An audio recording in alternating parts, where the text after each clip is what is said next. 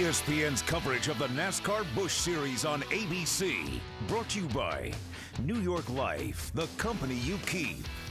Nextel, only from Sprint. And Can-Am. I Can-Am. Can you?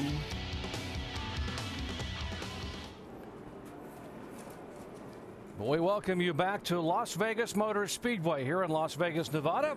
As you take a look at our starting grid, you'll see that reigning series champion Kevin Harvick has picked up his 22nd career pole, as he will lead him down alongside David Stremme, who has his best starting spot of the year in a Dodge. And while you take a look at our starting grid, let's check in and visit with our in-race reporter, David Gilliland, who starts the car number 25 back in 26th position. David Gilliland, Rusty Wallace, ESPN. You got us? You're loud and clear, Rusty. Dave, you crashed in practice off of turn 4, and a lot of guys have been hitting the bumps down in turn 1 and crashing down there. You feel like you got this car handling well enough to you're comfortable on the track now? Yeah, all the guys, Todd Brewer and all the guys, they did a great job getting it fixed. All we had was qualifying there, and it was a little conservative, but, you know, the car felt great. So I'm really excited and looking forward to the race here today. All right, Dave, thanks a lot for talking to us.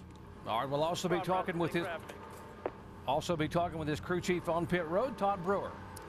Hey, Todd Brewer, Andy Petrie up in the booth. Got a copy? Hey, Todd, I know you guys have struggled a little bit, hit the wall. You got a lot of things going on down there in the pits, and you got a lot of options with all these sets of tires and these small gas tanks and lots of pit stops. What's your strategy? Get some laps under our belt. You know, it's going to be a tough race. The car's going to move around quite a bit. With just tires and fuel cells, it's going to be a tricky one. The freecreditreport.com board's going good. We got a couple guys from UFC down here, just in case it does get a little rough out there. David's done a good job. Everybody had to bounce back from a lot of diversity in practice, but we're happy. Good car. We're looking forward to it. 10-4. Have a good race. All right, we'll be hearing from David and Todd throughout the afternoon. They will be carrying one of our 8 high-definition onboard cameras here today. You see there's Mike Wallace in the Geico Chevrolet, Kurt Busch in the Penske Truck Rental Dodge, Ryan Coleman in the Z-Line Designed Machine, David Gilliland you just saw a moment ago in the freecreditreport.com. There's Tony Stewart, the Old Spice Chevy, Carl Edwards, the Dish Network, Stephen Wallace, a 19-year-old in the Wise Trades Dodge, and David Rudeman in the Aaron's Dream Machine Toyota. Those are our 8 high-definition onboard cameras. We'll be showing you up close and personal about this new pavement here and turns at Las Vegas Motor Speedway. Well, let's update the final stories on pit road first. Here's our Jamie Little. Well, Doc, what a difference 3 weeks makes. Driver the number 22, David Stremme, showed up at Daytona and failed to qualify. Here in Las Vegas, he is starting second. He's also starting second for the Cup race tomorrow. So I asked him, what are his expectations here in Las Vegas? And he said, there's so many inconsistencies, so many unknowns. I'm looking forward to one fun race. Mike? Well, Jamie, the defending winner of this race may be Casey Kane, but so far his weekend has not gone as planned. In the first practice, he blew a motor. In the second practice, he slapped the outside wall, pancaking the right side of that car. Afterwards, he said, going through turn 4 is like driving on ice. Dave? Mike, the first time Kurt Busch raced in the Busch Series was last year. In the first race, he won. So you figure every time he comes out here, he might be really confident about his race car, but not so today. His Nextel Cup car is actually acting very different than his Busch Series car. And he told me just moments ago, the beginning of this race, we're going to have to just sort it out. Could be very interesting for Busch. Alan? Dave, the last 2 times the NASCAR Busch Series has raced on this type of track, the high-speed 1.5 mile, 2 mile, they call intermediate tracks, Matt Kenseth has gone to victory lane. Today he's driving the exact same car used in those wins with nearly the exact same chassis setup. Oh, and today Matt starts 7th. And that's supposed to be a lucky number here in Vegas, right? Doc? All right, thank you very much. And guys, typically drivers do not like change. You heard in the pre-race show Tony Stewart talk about he's not very happy with what they've done here, drastically changing this racetrack to raise the bankings and repave it. Your thoughts? I don't think these guys mind change so much as long as it's for the better. And Tony Stewart didn't see it as being a change for the better. He sees it as being dangerous, and then that forces Goodyear to make a different tire, which makes the cars very unpredictable. So these guys don't mind change as long as it's something in the right direction. you know, I tell you what, Tony really gets aggressive with his statements. He doesn't like the track right now, but I will tell you, if he comes back next year, I think that he's really going to like the track much better. Once the track seasons in a little bit, the track, you know, doesn't get so grippy. It's not so black. Goodyear's going to bring a softer tire back, and these cars are going to stick much better. And I got a feeling then Tony Stewart's going to like this place a lot more. Well, Chris Powell told me yesterday they were trying to change the racetrack to make the racing better, to give us better grooves. And they had the NASCAR Craftsman Truck Series trucks here back in September, and they had 2 grooves. They had a high groove so you could run side by side, which typically in the past was very difficult to do here at Las Vegas Motor Speedway. Again, the banking is 20 degrees, up from 12 a year ago. The backstretch is 9 degrees, up from 3 degrees a year ago. They have narrowed this track from 85 to 55 feet, making it much narrower in the corner. And now, here in the show capital of the world, Las Vegas, Nevada, a record crowd of over 105,000 fans are on their feet as 43 of the world's finest NASCAR Busch Series drivers are set to perform for 300 miles on a national stage.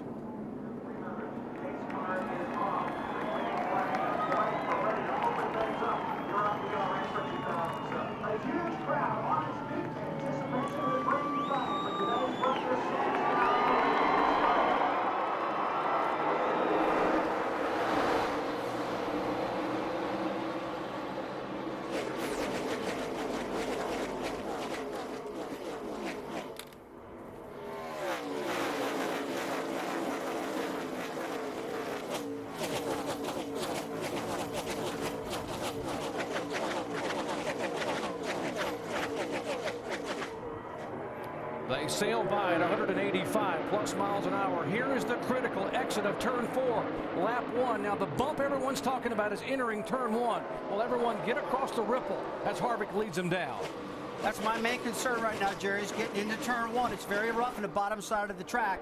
If these guys get in side by side, meaning the inside car compacted up against the outside car, they're going to lose their downforce and spin out. We saw that a lot off of turn 4 at Charlotte Motor Speedway with the same tire. Can make the car very loose. I see that outside groove already coming in on the first lap. You see these cars, see Tony Stewart on the outside, making a little ground. He's actually faster than the guy on the bottom. We watched practice this morning in the NASCAR Cup Series. Those guys had 2 grooves going right away. They can race all over this place, Andy. You see Kyle Busch on the apron right now, back up on top of the racetrack. Turn 1 they're entering right now. This is where they're complaining about the track being so rough. Harvick going by, David Strimmy in second spot, 2 cars, and we've seen more side-by-side racing already than we've seen in years past here in Las Vegas. Look at Tony Stewart on the inside in the 33 car. First on the outside, then on the inside. He powers up under Regan Smith. And there, we saw Kyle Busch go below the white line. We don't have that rule here at Las Vegas like we do at Daytona, where these guys can't improve their position. They can go below that line anywhere on the racetrack. And Andy, they said earlier this racetrack is 1 banking angle. It's 20 degrees. I've talked to several drivers who went down and actually measured the corners, and this track does have some compound banking into it. I mean, it's a little flatter on the bottom than it does up top. I don't know if that was by design or what happened. Hey, we just got to change for second place. Kyle Busch, or Kurt Busch, just moved into second place in the Penske Truck Leasing car. This is his hometown. He wants to win this thing. Well, when you saw David Strimmy have a little bit of a bobble, a wiggle there as the 12 car of Kurt Busch makes the pass for second spot. Kurt's first start in the NASCAR Busch Series this year. In trouble out of turn 4, the 85 car slams the outside wall heavily with the driver's side and comes to rest across in the grass. And just that quickly at lap number 4, we have caution on the racetrack. Brett Lowe. He was lucky enough to catch part of that safer barrier on the front straightaway. As they come off turn 4, there's no barrier, no safer barrier, and then as you get in the tri-oval, there is, and he was lucky enough to catch that safer barrier. And I tell you guys, that was a hard left-hand impact. I saw him moving around the car a little bit, the window nuts down. That is a great sign because he hit driver's side first awful hard. Brett Rowe there with the safety crews getting to him. A hard impact coming out of turn 4. He just loses it off of turn 4, loses that grip. He was all by himself. And that's what they're concerned about. These tires are so hard. The track was so new. We predicted earlier where we're going to see a lot of caution flags. You know, I hope it stops. But that is the biggest problem. The car's just running and just losing grip. Yeah, and I just saw that replay where he actually did not hit the safer barrier. He hit the hard concrete wall just before the safer barrier. So that was a hard lick. You know, there's a lot of guys, when they were building these racetracks, I really think as fast as they're running, they should bring that softer wall around the corner a little bit farther, because when they spin off of turn 4, a lot of times, like I'm seeing at this racetrack, they actually get in the wall farther past it. So, you know, sometimes you got to run a race at a brand new racetrack to figure out what you need to do. And I really think they need to bring that softer wall a little farther. That's good news seeing them get out of that car. That was a scary crash. Yeah, it shows you how safe these cars are with the Hans devices and the safer barriers. Brett Rowe walks away. We are under yellow for the first time this afternoon in the early laps here at Las Vegas Motor Speedway. Stay with us.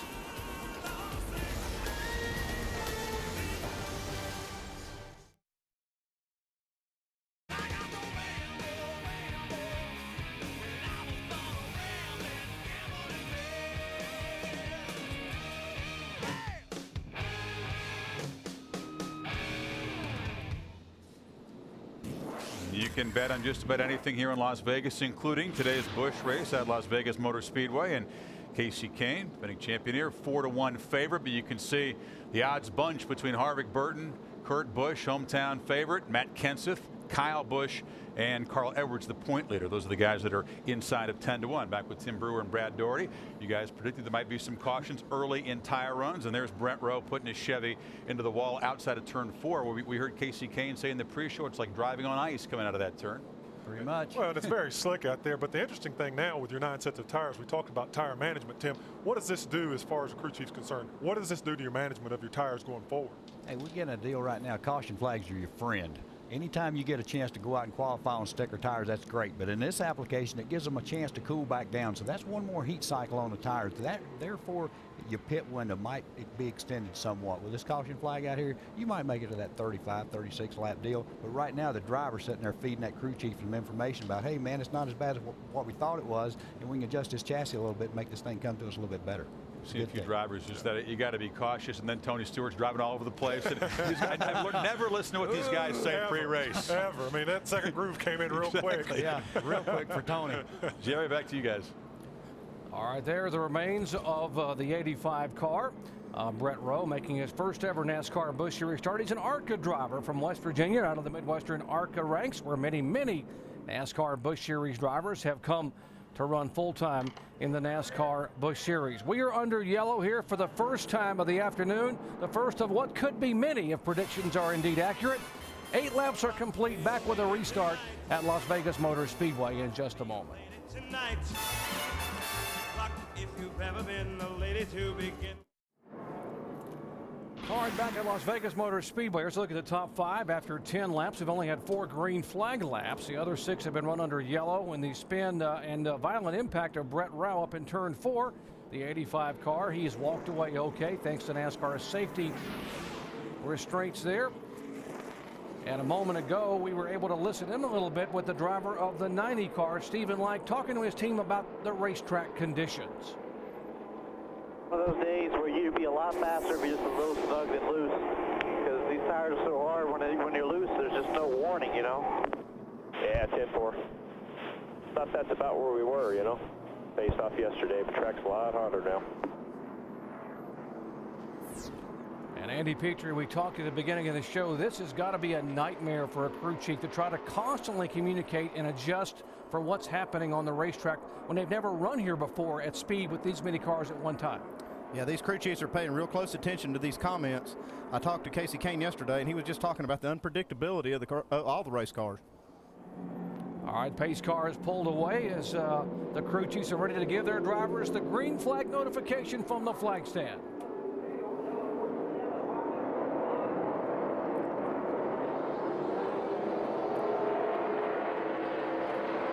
Challenge for third spot very quickly entering turn 1 as the 29 car of Jeff Burton goes to the high side of David Stremme. Yeah, Jeff Burton got a really good restart on the outside. He did anything illegal. He did it passed on the outside, went down into turn 1, where there appears to be 2 grooves already. Going into turn 3, Jeff still got a good run on the top side of David Stremme, and a lot of confidence up there in that second groove. Yeah, Chris Powell's got to be pretty happy with this right here. We heard Tony Stewart be very critical of the racetrack, but right off the bat, these guys running too wide. As you watch this pack, you see the 17 car. That is the effort of Matt Kenseth. And he now is showing some strength. Kenseth back in the 5th position. There's the 17 behind the 22. Kenseth who swept both events at California in the NASCAR Busch Series and Nextel Cup. Kenseth goes underneath Strimmy. And that's where they got to be careful, Jerry. Oh, I just started to say, you got to really be worried about that. Behind you, got 3 in the wall.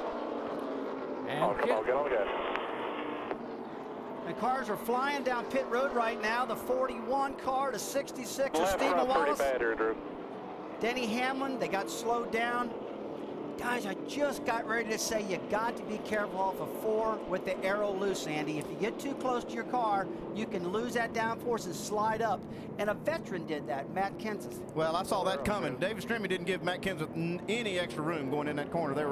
He had him hugged down on the bottom so tight that he didn't have any room to work. When his car got a little bit loose underneath him, he didn't have any room to catch it. Well, one thing we need to remember, this tire is the same tire they're in a Charlotte Motor Speedway, and they freshly repaved that racetrack. The characteristics seem to be the very same. Off of turn 4, if they get locked down real tight, where they don't have enough room to maneuver and get away from that car, they spin. Now, they've been doing that here in turn 4. They've been doing it down in turn 1. If I was a crew chief, I'd be saying, be careful right there. What I'm going to tell my crew chief right now is give and take, guys. All right, let's show you again. We were watching the 17 car. He just breaks free, and right behind him is the 2 of Clint Boyer. You see a lot of guys hitting down pit road right now. It's the right way to do it. They avoid that. They slow down. They've slowed down right now. There's no penalty. They can go back up in the racetrack. Here's a 24 Casey Mears spinning. The other cars coming into your picture as you see the 17 spin down in the grass. The 15 of Paul Menard, the yellow car middle of your screen. He's involved. The 16, watch again at turn 4. Watch the 17 car slide, and right behind him the 2 car goes with him. Yeah, they're just trying to, Clint Boyer was just trying to avoid the wreck, and he ended up getting caught up in it. On board the Wise Trade roof camera for Steve Wallace.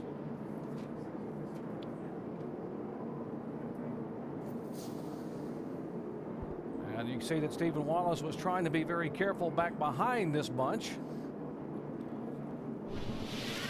as the repairs are what's left of that. Was a brand new car for Casey Mears at California, and he had a phenomenal finish. Finished second, had a shot at winning that race. The National Guard car that is certainly paying tribute to the 41st Infantry Brigade out of Oregon. They do that every week, paying tribute to some part of the National Guard, and they thought they were going to have a car to contend with today. Yeah, I just talked to Chad Walters in the garage this morning, and this is the very thing he was worried about. He told me, he says, look, we got a great car. We had the same car we ran in California. But he says, man, I'm really worried about what's going to happen out there today, and we can see why. On here again, Steve Wallace. Now watch ahead of Steve. In front of you. Go low, go low, go low. There you go. Ease it up, ease it up, ease it up. Spotter's doing a really good job with Steven, slowing him down. Steve did a great job getting off the racetrack down pit road in that Wise Trade car. That was just an incredible move. Because I'll tell you, the NASCAR will tell you in the drivers' meetings, guys, if you got to go to pit road, do it, but slow down. A lot of these guys, including Steven, have been in that position before and sped down pit road and got penalties for doing that. Here is the first pit stops of the day. Many of these guys, Andy, taking fuel only. A couple taking tires. Well, they're going to have to take advantage of this caution to get some fuel in that car to extend the range out so they can make the full run. A lot of guys, I mean, I don't see very many tire changes among the top guys, and most of them just getting 2 that are changing tire. Denny Hamlin changing tires. So did Paul Menard, Carl Edwards. And here is the 6 car of David Reagan on pit road, as we check in the pits where Dave is caught up with Matt Kenseth. Yeah, Matt rolled his car back in here, Jerry, done for the day with the automobile. Are you okay? Yeah, I'm fine. Just, you know, the cars were real loose. It was pretty treacherous on this tire, and I thought I was okay. I thought I lifted early to get in underneath Stremy there, and he was so close to my door, it just took the air off my car, and I couldn't control it all, and I thought I had it straightened out and just was going to get back to the gas, and he went by me so fast it just sucked my car around. So there's just not much traction on these tires. When you take the air off the car, besides the tire, they're hard to hang on to. So it's just my mistake. I should have known better and put myself in that position, and we're done for the day. Very tough end of the day for Matt, a former winner here in the Cup Series. And guys, we talked about the unpredictability of this place. Tough to drive these race cars today. You know, in the NASCAR Busch Series meeting this morning, the officials were going to remind the drivers be careful about the loss of side bite in the corner. when you're running side by side because of the new tire and the new pavement and the unpredictability. What are they really talking about, which was what we just saw a moment ago? They need just a little bit of room to work. If they can get the cars to spread out just a little bit, just another foot or two between these cars, makes them more stable. That's what Matt was saying. I noticed when they went in that corner, they were really close together, and I saw some problems developing there. And Matt said he was just so close that he thought he was okay, but then all of a sudden he wasn't. The air just hits the sides of these cars funny and there's all kinds of aero loose. We hear that all the time. This was the side-by-side version of aero loose. Cars getting inside of another, one up high, and suddenly you don't have a lot of grip. And you saw what happened to Matt Kenseth. Tony Stewart started in the back of the pack, dodged this wreck, and is on his way to the front. We'll find out if he can get there when we come back in a moment. It's the eye of a tiger. You're watching ESPN on ABC. NASCAR Busch Series racing here at Las Vegas. We are under caution for the second time. This one coming out on lap 13 for troubles again in turn 4. As the 17 car Matt Kenseth gets close to the 20 car David Stremme, he has to pull back down. He loses his aerodynamic downforce. The 2 car of Clint Bowyer's right on his tail, causes the car to spin out. It's almost like a perfect storm where you have 2 cars running side by side and then you have another car stuffed right up under your back bumper. All right, this is a classic example of aero loose. So our resident crew chief, Andy Petrie, take us through this and show us what you're talking about. Well, as we see this red car, our ESPN car, he's just going along fine, and he's got another car coming up. The green car comes up behind him. As they get close, they start packing that air right behind that other car, the red car. Creates a little bit of lift in the back, makes the rear tires not grip. We see the back end slide out from under him. Then the green car just motors on by. Now, Andy, that's a classic case of aero loose. The loosest we're seeing around here, though, another version of that, is when the inside car goes alongside the outside car. He gets so close that the air can't pass down between the cars. The inside car gets loose also and spins out. Now, look, that's what we're going to see a lot of going into turn 1, turn 3, and off of turn 4 here. These cars very sensitive to the changes here for this first time on the new racetrack. As we check in down in the pits with Dave Burns. And Clint Bowyer, who was caught up in this mess. Clint, talk to us about how difficult this track is to race today. I mean, I'm afraid that's just going to be a product of this track and this tire. But, you know, you're just going fast out there, and, you know, I'm surprised. I wish I had an in-car camera. I'm surprised he held on to it that long. You know, it's just you got to be able to pass. You got to be able to get under the people and pass them. And as we saw right there, as I had bird's eye view of it, I mean, he's, like I say, I'm surprised he held on to it that long. But the BB&T Chevrolet, I just hate it for these guys. Car was really good, and we were just kind of riding, being patient, and unfortunately, some others weren't. Clint running a partial schedule this year. Too bad he's out early, Chris. All right, thanks to early cautions. Bowyer, along with Mears and Kenseth, taken out in that incident. Earlier, it was Brett Rowe. Now let's talk strategy, Mr. Brewer. You guys both said it's about track position, track position, track position. That versus pitting right now. Well, Andy, he might have a different opinion, but you know the leaders, they came in and they just dumped fuel in the car, which I thought that was a pretty good deal. But the 20 car, he elected to put some tires on the car, and you know maybe he had a chassis problem, wanted to tighten the thing up or free it up, whatever he wanted to do with it. But right now it's kind of early for me to be getting on new tires. Yeah, and a lot of guys, like I say, did not take tires. They just took fuel because they're trying to advance their positions, and it's scary because these guys are competitive. They want to go racing. And when they get on this racetrack and it's a little slick and it's a little sketchy, they just don't have any idea which way to go. So right now there's a lot of uncertainty, and you're going to see a lot more of those cautions. It's only lap 19 out of 200. We'll have to see if these drivers can learn from what's happened both times out of turn 4, or if we're going to see a lot more of this. It'll be a long day, guys. A lot more of this is the verdict down here. Jerry? All right, thank you, Chris. And they have warned, by the way, the veterans about their 2 rookie drivers running second and third. That is Juan Pablo Montoya and Justin Dirks. The top 3 cars did not pit, so J.J. Yaley will lead Montoya and Dirks down into turn 1 here on lap 20.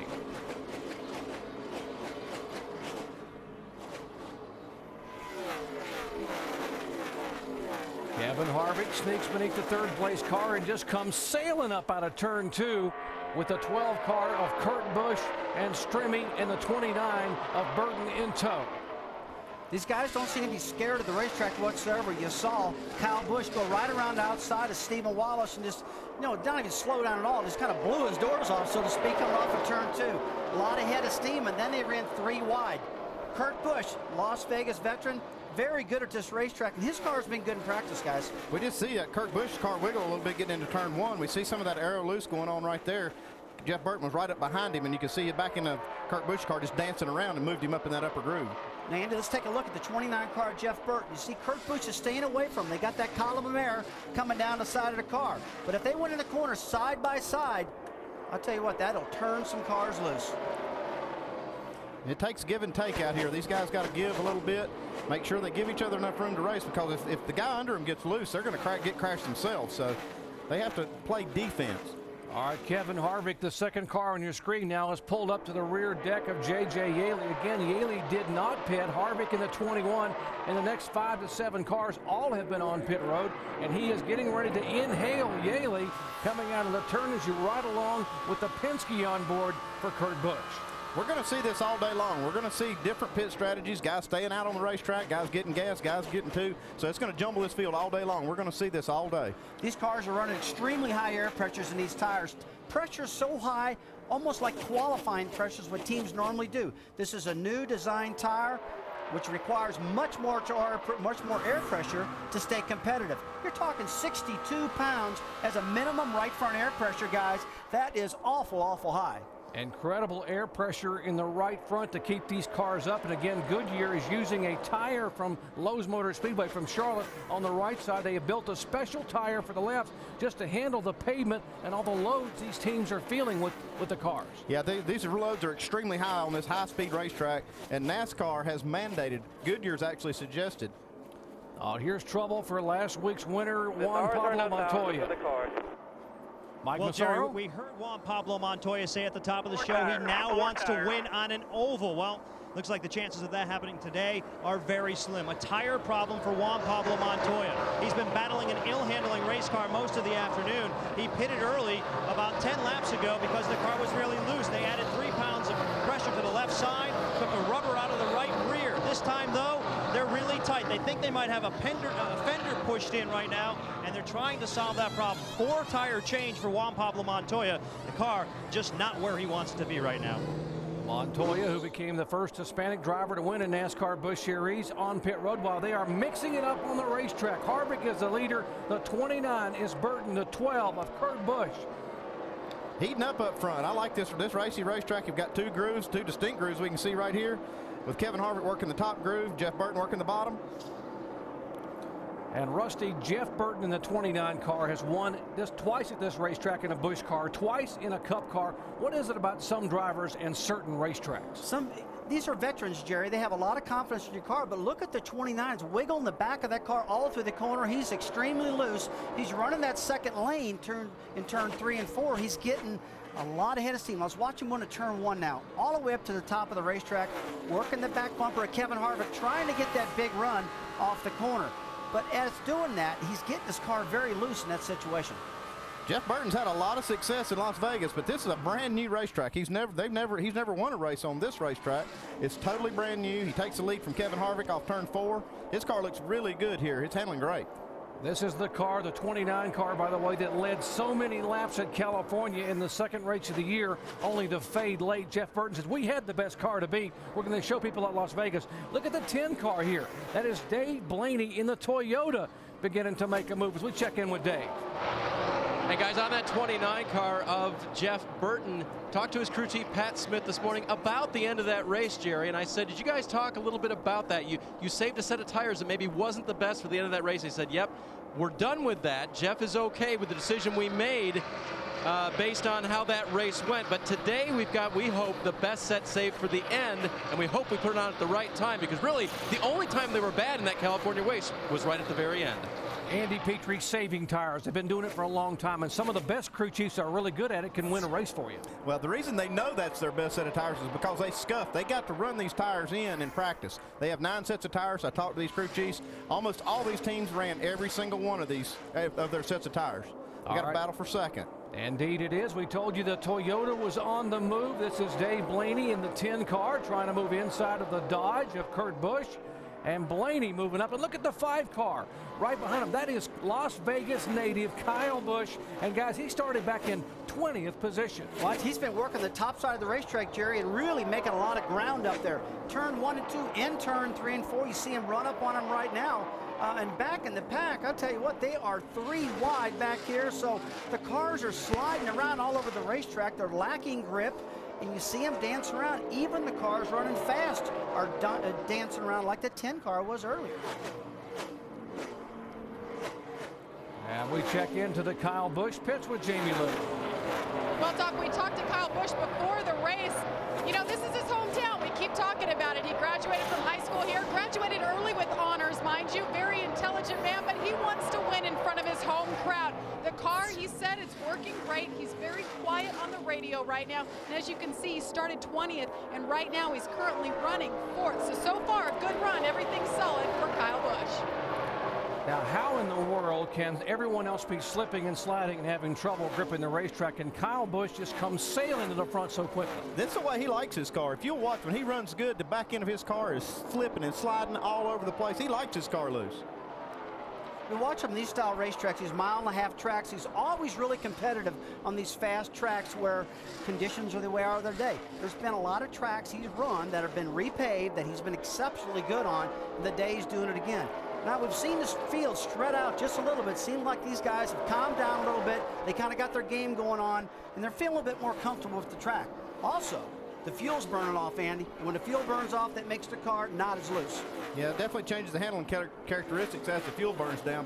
Brad Daugherty called it with Kyle Busch. He said he was his favorite to win, and he's looking awful strong right now. Let's remind the fans again that we are at Las Vegas Motor Speedway. As you watch the 33 car of Tony Stewart on the move, and they have smaller fuel cells here today. They only have 13 gallons versus the 22 gallons they normally run. They also have a new banking, 20 degrees, new pavement, a new tire. They're 10 miles per hour faster, and they've got their hands full, as Tony Stewart told you during the pre-race. But hey, he's on the march. He is on the march. I'll tell you, his car looks good, and he's been critical of this racetrack all week long, and actually in the testing sessions earlier in the year. And he's got his car working pretty good. And I got a feeling if he's able to win this race, he might tone that down just a little bit. They're putting a lot of the Goodyear rubber down on the track right now. You see down at turn 3 and 4, and off the turn right now that the track is getting really black.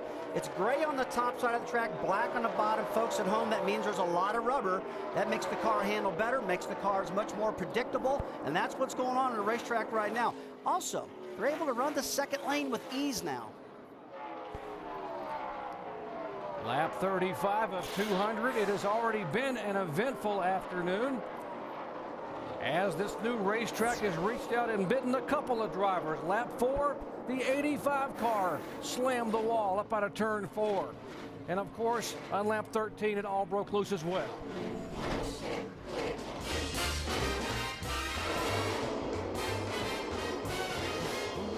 The action, just lay it on the line. I'll bet you 10-1, you be mine. Now once I had a filly, Staying green in Vegas. Meanwhile, a program reminder, NBA action continues tomorrow on ESPN and ABC. First at 3 Eastern on ABC. Carmelo Anthony, Allen Iverson and the Nuggets take on Mike Bibby and the Sacramento Kings. 9 Eastern on ESPN. Dallas Mavericks, led by Dirk Nowitzki, try to extend its winning streak as they take on Kobe and the Lakers. NBA Sunday on ESPN and ABC. Available in high definition. And right now, let's go back upstairs, and here's Jerry Punch. Jerry. All right, thank you very much, Brent. We have a new leader here. It is Kyle Busch, the Las Vegas native, all the way from 20 starting spot. He has sailed toward the front. Now, we'll show you just what happened a moment ago as he was able to reel in the 29 of Jeff Burton. He's got so much momentum going into turn 3 right on the bottom of the racetrack. Every now and then throughout the race, a car has one of the best. Different people get better handles on their car. Some have loose cars, some have tight cars, some have perfect cars. And right now, the 5 car is the best car in the field. He just went by about 0.3 of a second faster than anybody on the racetrack. Excuse me, Jerry, we saw Jeff Burton's car really wiggle there in 3 and 4, and I think he'd been fighting it just a little bit and allowed Kyle Busch to catch him, and then when he wiggled, he just took the advantage. You see Kyle Busch now has pulled away to about a 7 or 8 car length advantage over Jeff Burton. Now, while you watch this battle here toward the front, let's check in with our pit studio where Brad Daugherty, I believe, might have a question for one of our experts. Yeah, Rusty Wallace, I have a question about the fuel burn off. Why is it that the car seems to get more grip or is able to get more grip when the fuel starts to burn off as opposed to having a full load of fuel and having more grip? Why is that? Well, Brad, generally the cars don't handle better, but if they're a loose condition, like you see the back of these cars sliding around a lot, The back of the fuel cell, where the fuel's located, there's 13 gallons of gas back there, and that's like rear pendulum weight. It's like taking a big old hunk of lead or something very heavy and tying the back of your car. When it goes in the corner, the back of the car tries to sling around, and as that fuel burns off, that gets less and less and less, and lets the guys have a lot more confidence on entry with a lighter back end. It's all about pendulum weight. It's all about the back of the car trying to slide around, and under these conditions, where everybody's fighting loose conditions, the car's sliding around, that really helps. As the fuel burns off, the tires gain a little bit of pressure and get a little more grip, starts coming in. While you're watching these cars up front, we will mention that the 14 car of young Kyle Krisiloff was given a black flag. That's a consultation flag by NASCAR for speeding as he was exiting pit road a moment ago. He had to pass through. Now, Kyle Busch is the leader. Let's check in his pits with Jamie Little. Well, just a few moments ago, Doug, there was a big scare in the 5 pits. Kyle radioed back to Alan Gustafson, his crew chief, and said the pitch just changed at the end of the backstretch. He thought he was going to blow up. So Alan told him switch electrical boxes. So far, Kyle came on and said it all sounds good now. So that could have been a problem. So I want Rusty maybe to elaborate on switching boxes and what exactly that does. But right now, he is the leader. Rusty. Well, right now, I think what's going on, if he had a little bit of miss in the engine, he tried switching ignition boxes to clear it up. But generally, if you have a total failure, then you switch ignition boxes. I've really never seen an ignition box start missing. It happened a couple times in my career, but that's something that very seldom happens. And here's a car slowing down, the 99 of David Rudiman. Speaking of problems, and Alan, we are being told he does not have any power at all. Well, weren't we just talking about ignition boxes? The last lap by, David Rudiman switched ignition boxes. He heard a pop into the engine, did not fix the problem. He's slowing on the racetrack, and they have some troubles under the hood. 9 times out of 10, when that engine misses, it's hardly ever the ignition. That's the first thing drivers want to change is ignition. That's the first thing you can change. But most of the time, when that engine changes pitch and it changes tone, it means you got some problems in there. And if I'm Kyle Busch and his crew, I'm a little bit worried about that pitch sound that they said that changed. And that's one thing as a driver, you can touch. You can go to, you can grab that switch in and you can switch and you go, oh my gosh, I hope this fixes the problem. But it never does. If you have an ignition problem, it's going to stop running completely. And when you hit that second box, it's going to fire back up and go. Never does it fix a miss. All right, caution being waved now to the field. You see David Rudiman now coasting down toward pit road. Rudiman, by the way, in the top 10 in the NASCAR Busch Series points after 3 events. And this problem could cost him severely early on in the standings.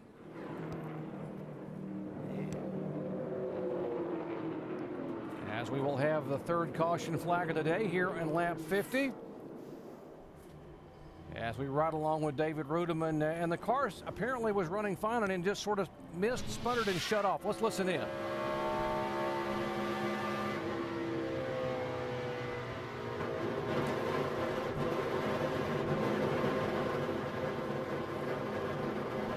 That doesn't sound like ignition to me.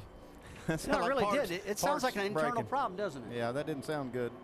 I don't believe they're going to be able to fix this. Nice quiet ride back to the garage area for David Rudiman. He went down into turn 3. He was wide open on the throttle.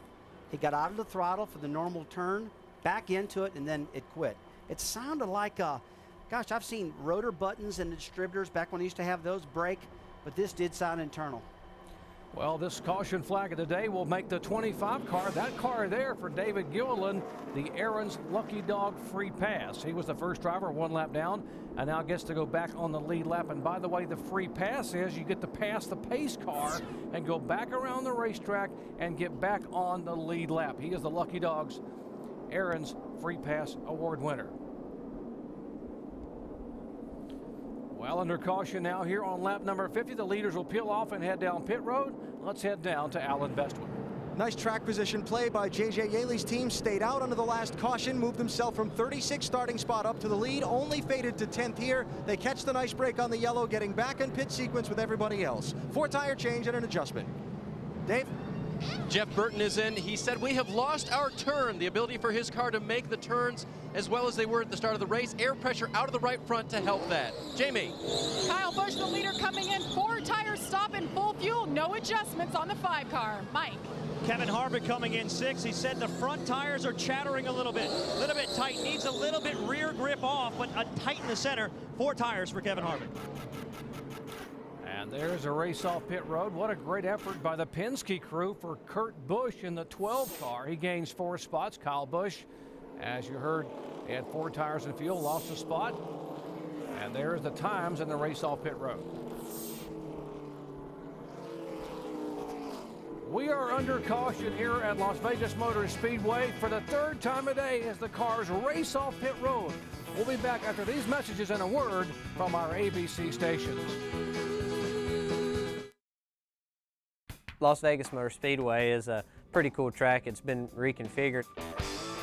They changed it. They narrowed the racetrack up. They put progressive banking in the corners. You should be able to run the bottom of the racetrack, the middle, or the top of the racetrack. It's designed to have better side-by-side competitive racing. Vegas, obviously, now with the new service and the new configuration, is very, very fast. It's way faster than it's been in the past. This racetrack is so fast. It's unbelievable how fast Vegas is now. I'm expecting to see early in runs a lot of cars out of control. It's going to be pretty wild. And we welcome you back to the Sam's Town 300 at Las Vegas Motor Speedway. And this is the 99 car of David Rudiman. You just heard from a moment ago as he is in the garage here. Here's the 7 car, the Geico Chevrolet of Mike Wallace, being shown in 29th position. He is the last car on a lead lap. And here is the 29 car of Jeff Burton back in 4th spot. After that major air pressure change to get the car to turn in the corners, he is being shown back in 4th as they sail toward the green flag here and the restart on lap 54. Be ready. Be ready. Green flag, green flag.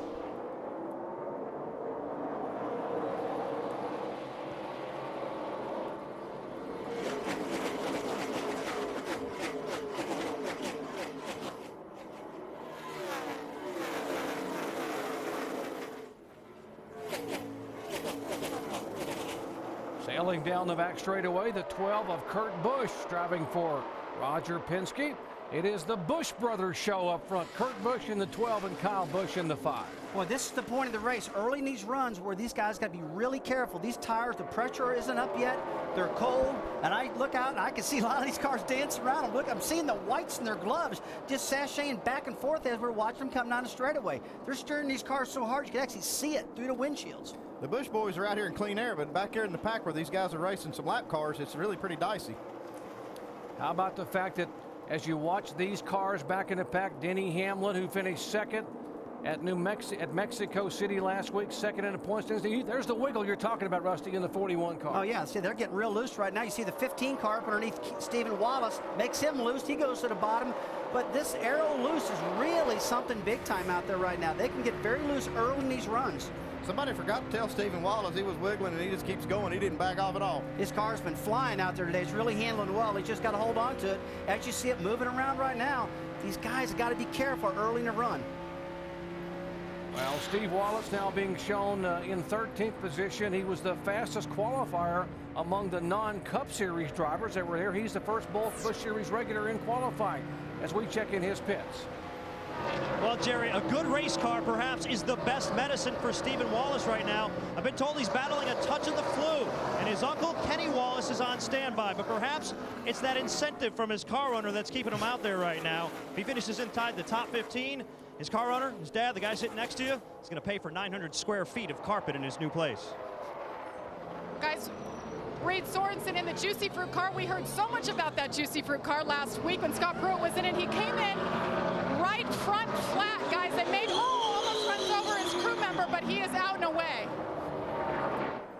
Oh, hard crash out of turn. Hold the brake right there. Hold the brake. Hold the brake. Nice save.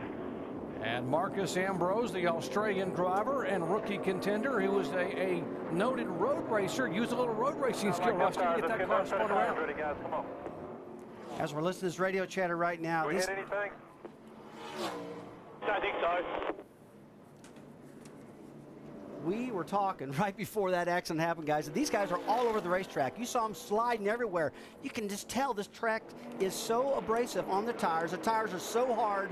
These guys have no grip. They're just all over the place out there right now. They got to get some time in before they can get racing again because they're sliding around. Look at Ambrose. Got that rear end kicked out all the way around. Jerry, when you get in that position, man, you just cannot catch it. That thing's gone.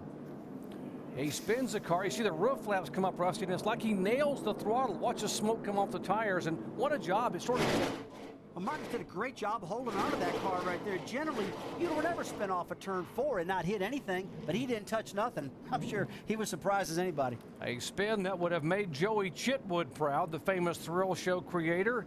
Marcus Ambrose from Tasmania, just south of Australia. A two-time road racing champion and the co-leader for Rookie of the Year this year, spins it around and brings out caution. Andy, as a car owner, you're going to love to see a guy keep it off the wall. It looked like a lot of skill and a little luck in this one. We can see that's almost a classic case of air loose. We saw that the 18 car get right up behind him there and get him loose. Got behind on his steering and got really lucky off turn 4 not to hit the wall. You know, it feels, when you watch these cars, it looks like they're just on top of the racetrack sliding around, meaning that if you're a driver, we talk this language all the time. When you drive down into turn 1, the car sits in the ground, it gets a lot of wheel travel, and you really feel the grip of the car. But sometimes you drive in, and it feels like the car just never gets down. It just stands on top of the racetrack and skates along, doesn't travel the wheels as much as it's supposed to, and that's what it looked like happened to Marcus Ambrose. He was on top of that racetrack getting in, it just busted right out from underneath him. Well, you heard Greg Connor, the crew chief, talking to him a moment ago. Let's check in his pits with Jamie Little. Well, Doc, Marcos Ambrose leading the rookie points right now. Basically, he came in, he got some sticker tires, went out and said they were horrible, just totally inconsistent from the other tires they've been running. He spun it out, and as we saw, heck of a save for him. And his crew chief counting him down now. Marcos Ambrose just making his 4th start this year. Hey, Tim Brewer, want to elaborate a little bit? Hey, that 59 car, you know, he's back here in the back and all that dirty air. He spins off coming off that corner. Hey, I've been monitoring those lap times. The 12 car, lap 56, run 31:30. He likes that air out front, Rusty. Got that downforce on those hot tires. Feels awful good. Well, the lap time of 31:30, that's a very fast lap time. As Tim was saying, you fans are generally listening to miles per hour, but like we said earlier in the show, we like talking lap times. So 31:30, that's awful quick around the racetrack. In fact, that's one of the fastest laps on the track right now.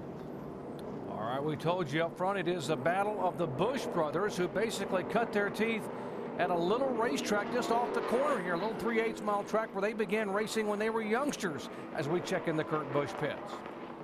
And Doc, how important do you think track position was at that little bull ring? Everything, huh? That's a lesson they learned very well, and that's really applying here today at Las Vegas Motor Speedway. A lot of guys told me that before the race. Track position would be important. This 12 team decided to take on 2 right side tires on that pit stop. They did that. They gained 4 positions and the lead on pit road. And Kurt radioed back as soon as this caution came out. Good adjustments. They made a little air pressure adjustment to help a loose race car. Guys, I think that's probably the right decision. That means the tire pressures are already up on all the tires. The left side tires had their pressures already built up into them. Now look, these tires are not wearing much at all, so it's not a bad idea just to go ahead and throw right sides, go out there and run. If I had right side tires on and kept the left sides, Andy, that would probably keep my car tighter in the beginning of the run. That's one rule of thumb we say if cars are loose, back end sliding out from under it, sometimes if you just put new right sides, leave the old lefts on with built up air, it'll tighten the car up a little bit.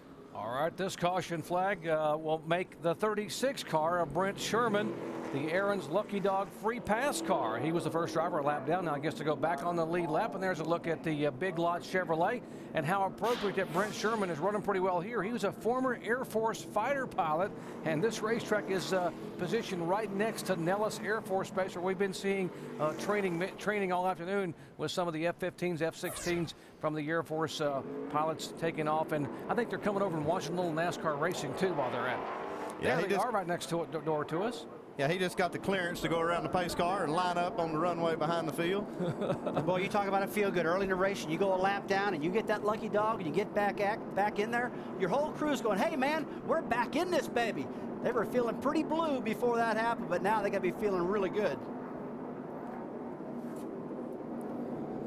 As the field lines up behind the safety car, we'll see if Kurt Busch can hold off Kyle Busch. The younger brother is Kyle by 7 years. Ready? Green flag.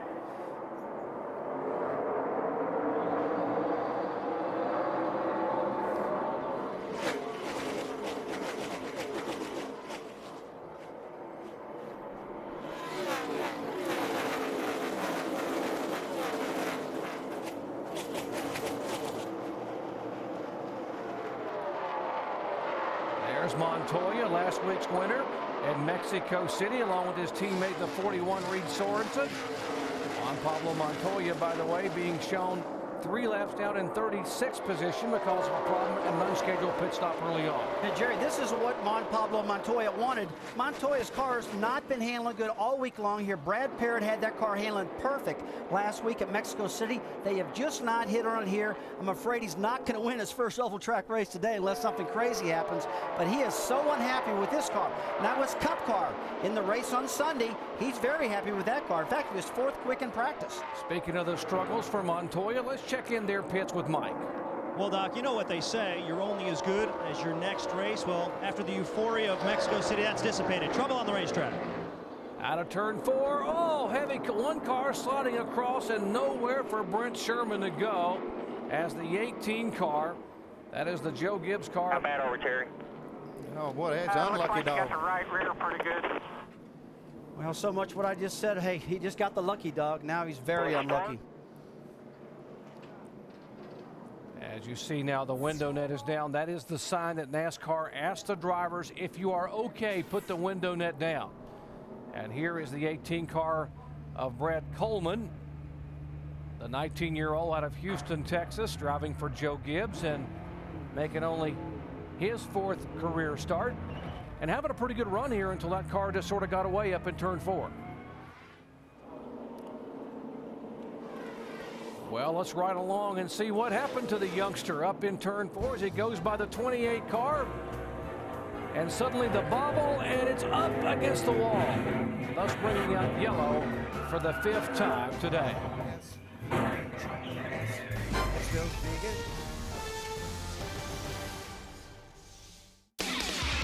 ESPN's coverage of the NASCAR Busch Series on ABC, brought to you by Nationwide is on your side.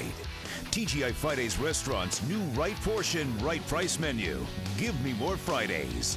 And Just for Men, stay in the game with Just for Men hair color. Record crowd on hand at Las Vegas Motor Speedway. We are under yellow for the 5th time this afternoon as the cars are slowed behind the pace car. Let's visit with our in-race reporter, David Gilliland. Dave Gillen, Rusty Wallace, ESPN, you got us? Gotcha, Rusty. David, these guys are spinning out all over this racetrack. The cars all look out of control. Which one of these corners is giving you the most problem? Right there, coming off a 4 where everybody's kind of wrecking there. It's treacherous. The track just lost a little bit of grip, and our FreeCreditReport.com Ford Fusion's a little on the free side already. So, you know, with the track losing grip, it's just we're really trying to get this thing tightened up. We heard Tony Stewart earlier complaining like crazy about the racetrack. What do you think of the track? You think it just needs a year on it? What's your opinion? You know, I don't know. I don't know if this heat, is bringing any of the oils up or what. But, yeah, some curing would be nice for it. I think, next year, too, when we come back with, if Goodyear brings it back a little bit different tire, that'd help, too. All right, Dave, thanks for talking to you, man. All right, there's a look at David Gilliland, the FreeCreditReport.com Ford is back in the 28th position. Is his crew now talking to him about having to grip the racetrack. Now, why are we under yellow here for the 5th time of the afternoon? Exactly what he was talking about. The trouble spot is turn 4. You see Brad Coleman get up into turn 4, nobody around him, he just loses it and gets up in the wall. Now, this is the same Brad Coleman we saw last week. Let's take a look at the 36 car. Oh, we just missed it right there in the shot. Here it comes back. Let's take another angle here. Brad Coleman spins, gets to the wall. No place to go for the 36 car. Oh, my gosh. And he just got the lucky dog back. He's probably thinking, what in the world? I went from a hero to a hobo, man, or nothing flat. But this is the same Brad Coleman that ran so well at Mexico City last week, guys. He was really flying around that racetrack, not so lucky today. Yeah, the youngster just getting some experience on a very high-speed racetrack here. And very lucky that he didn't get hit in the door. It's just a matter of inches right there that he didn't get hit in the door. There typically are trouble spots at each track for each Saturday or Sunday event, and there's no doubt where it is today here at Las Vegas. Turn 4, 4 of the 5 caution flags have happened in turn 4. As you just heard David Gilliland tell you, Rusty, that is a spot the drivers are concerned about and very tentative. And you wouldn't think they'd have the problem off of turn 4 as much as they're having, because this is a trialable racetrack. They're coming off of turn 4, and they got more breathing room. I would have thought the problem would have been in the bumps going through turn 1 and 2, but they haven't seemed to have a problem right there. Well, here's the 60 car, Carl Edwards, who is our points leader, and he has had a bit of a struggle with this brand new car throughout the weekend. As he heads down pit road, as do others. Here's the 12 car of Kurt Busch headed down to Dave Burns. He will give up the lead, Jerry. They will take on 2 tires this time as well. It will be the left sides to match those right sides they took earlier. No other adjustments.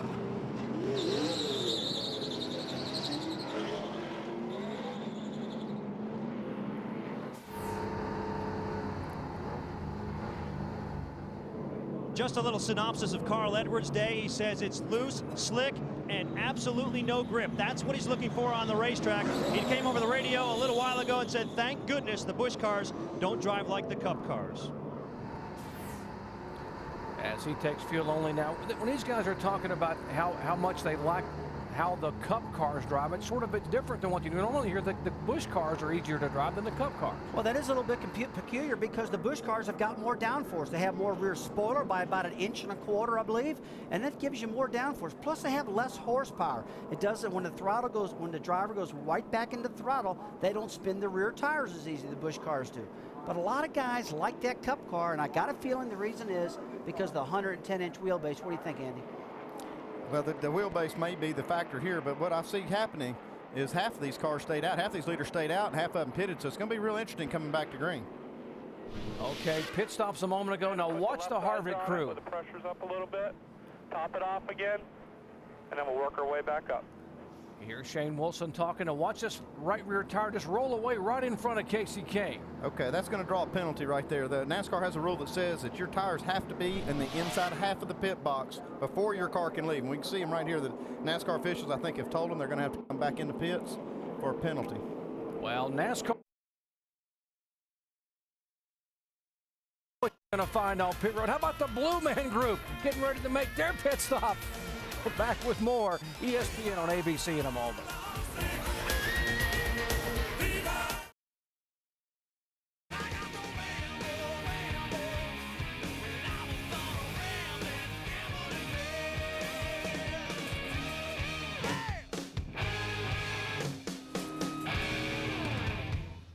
Just 15 miles north of the glitz and glamour that is the world-famous Las Vegas Strip, as the NASCAR Busch Series cars on show today here at Las Vegas Motor Speedway.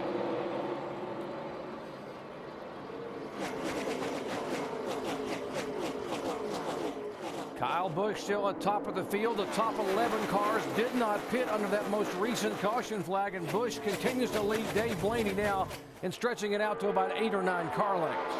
Paul Menard got a great start. He jumped on the outside on that start, which is legal. Passed him a few cars. He's got a big head of steam. Now, what I see, a lot of these guys are timid on these restarts, and they just shoot to the top side of the racetrack where they don't slow them down at all. Yeah, that's Paul Menard in the 15 car. He just blasted on that restart. Meanwhile, back up front, Tony Stewart makes the pass on the 10 car to take the second spot away. And Tony, who started back in 17th position and was very critical of the redesign and reconfiguration of this racetrack, having a pretty good afternoon. Well, he's having a good afternoon right now. I think he probably spoke too quick that he didn't like this, he didn't like that. The track looks to me to be just fine right now. No problem with the racetrack. These guys that stayed out, Andy, it looks like they're up to speed quicker than the guys that put new tires on and have got to burn some of that fuel off. You see them still dancing all over the place, but the guys that stayed out, like the 5 car, got that track position, no problem there. Okay, the restart we talked about a moment ago, where it is legal, as Andy Petrie told you, to pass on the outside once the green flag waves. Now watch the yellow 15 car of Menard. Oh man, he throttled up, he got a good start, had his tires cleaned off, got right past David Stremme. Good run, 3 wide into that corner, but he made it. That's what I like, a race car driver is ready to get to work.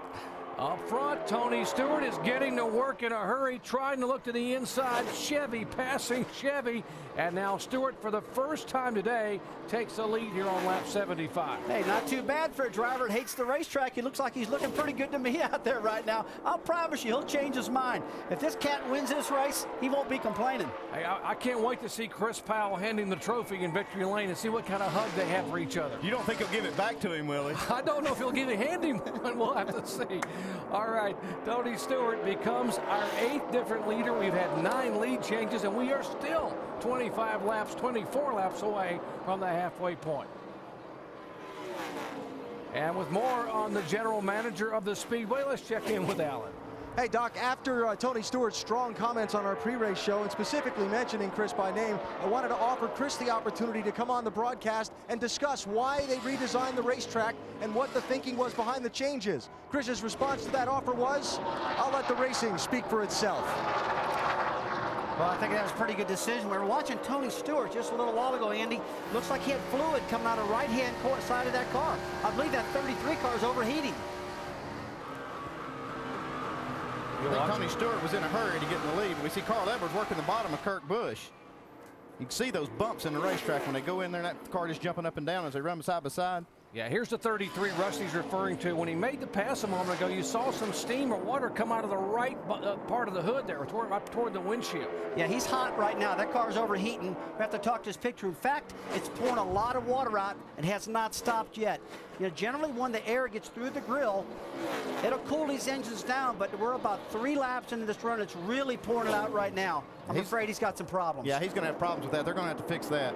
They're probably going to have to end up putting some water back in that car to make that car finish. So it wouldn't be long. He'll be on pit road if it keeps doing that. The hotter it gets, the more difficult it is to breathe. Just like if you're right here running a race and it's 80 degrees and you begin to overheat, you can't breathe and you slow down. That's what's happening to Tony Stewart right now as Kyle Busch has gone back around him. I was trying to get a look at his grill and see if he had any debris on the front of that grill on the 33 car. I don't see anything right now. Maybe just a little regular trash that's on there. Got to remember, he hasn't pitted, so he could have some debris on it yet. Let's take a look. Looks pretty clean to me. Let's see what they're saying in the Tony Stewart pits. Jamie? Well, Doc, I'll tell you what, I think we just startled the whole team. Jason Ratcliffe, his crew chief, said, no, everything's good. And then all of a sudden they jumped up and they were seeing what we saw on the monitor. They said, he's quiet. He's not saying anything on the radio, so they're assuming. They're asking him right now if water temp's okay. Very quiet. All seems to be okay in the 33 car, guys. So far, I'm right now running second. Oh, it's 270. All right, here a moment ago is the 33 car. 10-4. All right, 270 degrees, Tony's reporting. The crew didn't even know the car was running hot. Us up in the ESPN booth, we could see it on the camera, told the pit crew, he's told Tony, and Tony's went, oh my gosh, it's 270 degrees. That's how hard these guys are focusing on their car. Didn't even have time to look at the gauges. These cars are running so loose out there. We had his hand full off turn 4 when he gave up the lead. But it also shows you what kind of talent these drivers are to be able to run these cars this hard on a new racetrack. And Tony, again, has driven all the way from 17th starting spot. He took the lead on lap 75. And we still see steam coming out of the car, and I know Dan Stillman's going to have him checking it really close. And the oil's through the roof. Okay, these guys need to bring this thing down pit road right now if they got any shot at all of making this race. 275 and the oil is climbing through the roof. It's just a matter of time before it blows the hood clear off that car with a blown motor. Tony Stewart, who has 2 career wins in the NASCAR Busch Series, both of them coming at Daytona. There's Dan Stillman and the crew down there, the Old Spice crew, very concerned. They saw what we were showing you at home. That's how they found out when we saw the steam. Look out for water pressure there, water pressure. 34. 10-4. What we see there is a cool down unit. These guys will plug that thing in on a pit stop and it'll add water back to the cooling system so they can get this thing cooled back down. But if they don't get in the pits pretty quick, they're not going to have an engine that's going to be able to cool down. It'll be blown. Okay, Andy, here's the problem. Risk and reward. He's running on Sunday. They're running 200 miles an hour. Do you risk staying on the racetrack and having this engine blow up and spinning and crashing and possibly getting hurt? I'd bring it down pit road right now. The big thing is tomorrow. The big thing's tomorrow. That's his money day. Remember, we showed you it was this driver at Lowe's Motor Speedway last May who was injured in the 33 car when he smacked the wall and fractured his collarbone or his shoulder blade and injured some ribs and had to sit out with a substitute driver a week later. Now Tony Stewart doesn't have much choice. He's going to have to come to pit road. They're holding their breath right now. 275 on the oil temperature, raising to 280. 280 and climbing still. The oil's all the way back around. They're just trying to hang on for a caution flag. It's the only chance they have to stay in contention if they get a caution and get it cooled down. If they come down pit road right now, they're going to lose so many laps that they're not going to be in contention. So they're just going to hold out and see if they get a caution before the engine blows up and they can get it cooled back down. All right, here's the 29 car of Jeff Burton being shown in third spot. Dave Burns. Well, here in Struggleville, Jerry, the 29 car having its own troubles. Jeff radioing in that the car acts like it doesn't know where it's going. The crew asking him, well, is it loose going into the corner? Does it feel like it's going to spin out? Jeff said, I don't know. It doesn't know where it's going when it gets into the corner. They want to put some air back in the right front that they removed on one of the previous pit stops to try to get more control of this car. All right, remember, as Dave told us earlier, they had made significant air pressure changes to the 29 car because they couldn't get it to turn in the corners. It got better, and now, as Dave mentions, the car is again dancing around and not turning. Well, we are hearing that tire issues may be developing on the 16 car. 85 now. All right, this is the point right now. We got a tire problem on the 16 car they're reporting, but with Tony Stewart's issue, him as a driver needs to make a decision whether to bring that thing down, because if it blows up and he's in the wall, it's his own fault right now. Well, what's happening with Greg Biffle? Let's check in with Mike. Well, Doc, a bit of a scare in the 16 pick. Greg Biffle came over the radio not too long ago saying the car feels a little bit weird. Wasn't sure if he had a right front tire going down. His team leapt to the wall, ready to pit that car, but then the car started to feel a little bit better. Greg thinks he might have just run something over, and it might have been a momentary lapse in feel for that race car. These tires are so unpredictable that some of these guys don't realize what's going on. They feel something funny and they go, wait a minute, I got a tire going down. They run another corner or two or another lap and say, well, maybe not. Maybe it's just the way this tire feels. We might want to explain again to our viewers that this is a right side tire that was tested here with the new pavement, but the left side tire, Goodyear opted to bring a new left side tire because of safety, because of what they saw in terms of speed and temperature. And these teams don't have a lot of experience on this left side tire. This is kind of a catch-22, Jerry. They made the tire very, very durable. Goodyear's did a wonderful job of always putting a safe tire underneath these drivers. And it's always a real tough deal to find a mix. You know, the drivers want grip, they complain about grip. If they don't have enough grip, they spin out and crash. If you blow a tire out because it's too soft, you spin out and crash. So, you know, what's the situation? Now we see Tony Stewart. We just got a report that he's slowing down. The engine's probably losing power. Well, he just gave up a spot to Jeff Burton. He's still under power, but I'll tell you, he's going to have to come in here and get that thing fixed. I know they're trying to get a caution. They're hoping and praying they get a caution so they can get it cooled back down. Well, I think right now he's just running it with all the gauges completely buried on the car and just hoping that it's going to stay alive to a caution flag, like you said. And boy, that's a real dangerous thing to do. If you're Tony Stewart's crew chief, Andy Petrie, what are you thinking about that you hope it is so you can fix it as opposed to something you can't fix? Well, you hope it's maybe just something on the grill, or you got a little too much tape and you can get in there and get some water in the system and get it cooled back down, maybe pull a little bit of tape off and get back to racing. But if they have to do it under green, it's just going to cost them too much time to stay in contention. And the only reason they're running this race is to win. They're not here for points. They're just here to win. All right, let's find out exactly what Dan Stillman will do. Jamie Little. Well, Doc, there was a radio miscommunication. Actually, Dan Stillman, the crew chief, couldn't even hear Tony Stewart for the last 6 laps. So Tony's basically talking to our television audience, and his crew chief was out of the loop. But we're going to talk to him right now. Dan, what exactly is going on with the car right now? What do you plan to do? We got to pit in about 6 or 7 laps. We're going to see if we can see anything wrong with it, but it was running really good. We got the temps went through the roof, so we're going to have to look at it here shortly. You gambling on getting a caution here and hanging out there until then? Yeah, we would like a caution. All right, guys, that would play into Tony Stewart's favor. All right, Dan Stillman hoping to bring Tony Stewart down in 5 or 6 laps.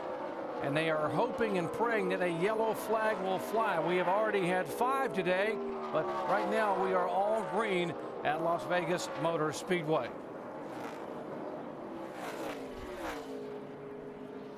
Well, Kyle Busch, a Las Vegas native, is our leader. We'll be back with more after these messages and a word from our ABC stations.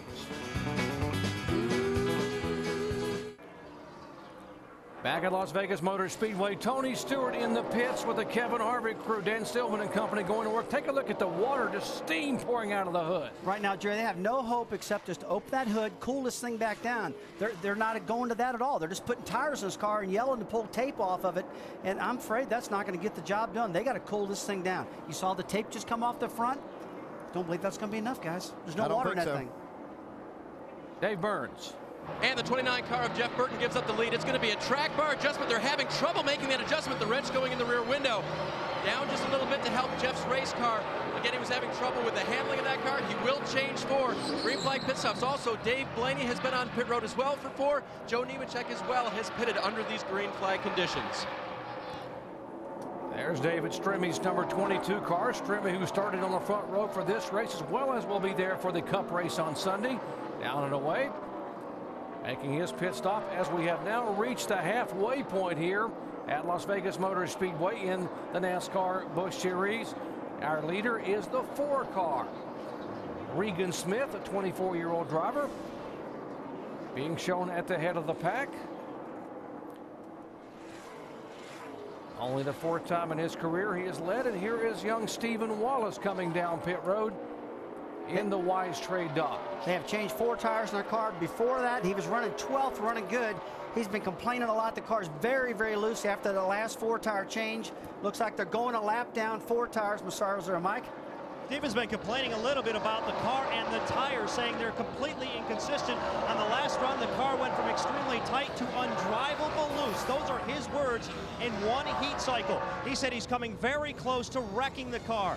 This pit stop was something he needed desperately. Dave? Regan Smith, a guy who gave up the lead, needed some adjustments on that car. Been running very well, and he's been getting a lot of help from his Nextel Cup teammate, Mark Martin, this weekend. Regan very confident at the start of this race.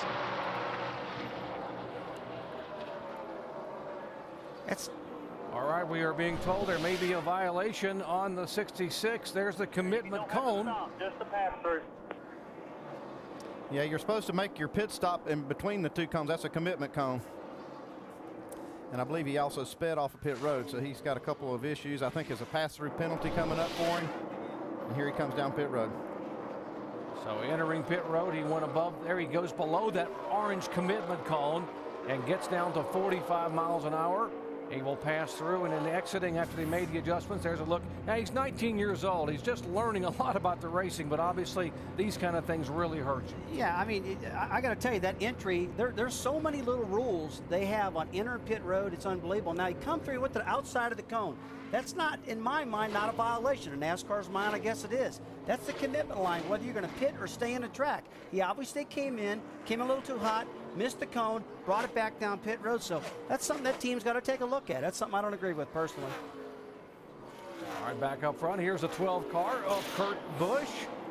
Has led 21 as of the 104 laps, making only his first start here in the year in the NASCAR Busch Series. And now what has happened here is that this cycle through this green flag stop, these guys stopped on the last caution. The guys that just pitted under green stayed out under that caution, and so it's going to be about 15 laps that they're going to have to hold their breath and hope that a caution doesn't come out and get them called a lap down. Put this time, Kurt. Yeah, 7-4 will be coming in. Windshield's good. Need a water. Yep, got it ready for you. Yeah, Andy, Kurt Busch, Carl Edwards, Casey Kane, Bobby Labonte. These cars are in the top 4. They stopped back on lap 69 in that last caution, as you said, so they have a little breathing room in terms of when they want to come on the pit road. Watch your speed. Yeah, but it looks like they're going to come on down pit road now because nothing for them to lose. 300 Well, here comes Kurt Busch bringing the Penske Dodge down, headed toward Dave Burns. And Jerry, other than that liquid refreshment that Kurt ordered up, they will take on 2 right sides. Remember, they've been going rights, left, rights. This is the rights change. They may not change lefts the rest of the day. They look great the last time they came off. He does want a slight air pressure adjustment out of the right rear tire, getting away and into the next pit stall. That rolled ahead. We'll have to see what the ruling is on that, but the car just a little bit loose right now, air out of the right rear. Here's Carl Edwards, our current point leader and race leader, as Edwards brought a brand new car here, and he and PK, Pierre Kittel, his crew chief, have certainly struggled. They were really scratching their heads in the garage area as trying to get this car dialed in. Last year's winner here, Casey Kane, coming down pit road. This is the Ray Evernham Dodge, headed down toward you, Mike Massaro. And Jerry, Casey Kane feeling pretty good about his car. The only thing he said during that last run was that the front end was a little bit tight and the back end is in the racetrack. A 4-tire change and a slight air pressure adjustment. Also a chassis adjustment. You see the wedge wrench go in. Moving around now to the left side of the car, making the 4-tire change. Casey Kane still feels pretty good about his car. You know, when these cars leave pit road, you hear them squeal like that. Those tires are so hard, they actually sound like a toy car or some type of animation going on. I've never heard tires squeal on a race car, a stock car, like they do here today. Almost sounds like a street car, the way it'll squeal when you spin a tire. Yeah, it's something these cars just don't do. I mean, but that's how hard the tire is. They're just very, very hard. Fingernails on a blackboard. Here's Denny Hamlin coming in. Jamie. Denny Hamlin coming in right side tires only, guys. We're seeing different strategies all day. We see some 4 tires, and here on Denny Hamlin, the 20 car, just fuel, and those right sides. Tough, little tight there. Eric McClure in front of him, but Denny Hamlin is out and away. And a reminder again, NASCAR has given these teams 9 sets of tires today. Ordinarily, they would only get 6 sets to try to keep costs down in the NASCAR Busch Series. And here's our leader, points leader and race leader, Carl Edwards, now on pit road as he heads down at 45 miles an hour. But first, let's go up to the 77 pit. Bobby Labonte in front of Allen. Hitting from second place, Doc. He told the crew chief, Wally Rogers, the car is pretty close. I wouldn't change much. They're going to take on 4 tires and fill it up with fuel. Mike Massaro. Kevin Harvick has a problem with his right rear quarter panel brace. It's broken. They were unable, however, to fix it under the last pit stop. They're waiting for a caution to get that done. In the meantime, just 4 tires stop, and they pulled out the left front fender on Harvick's car.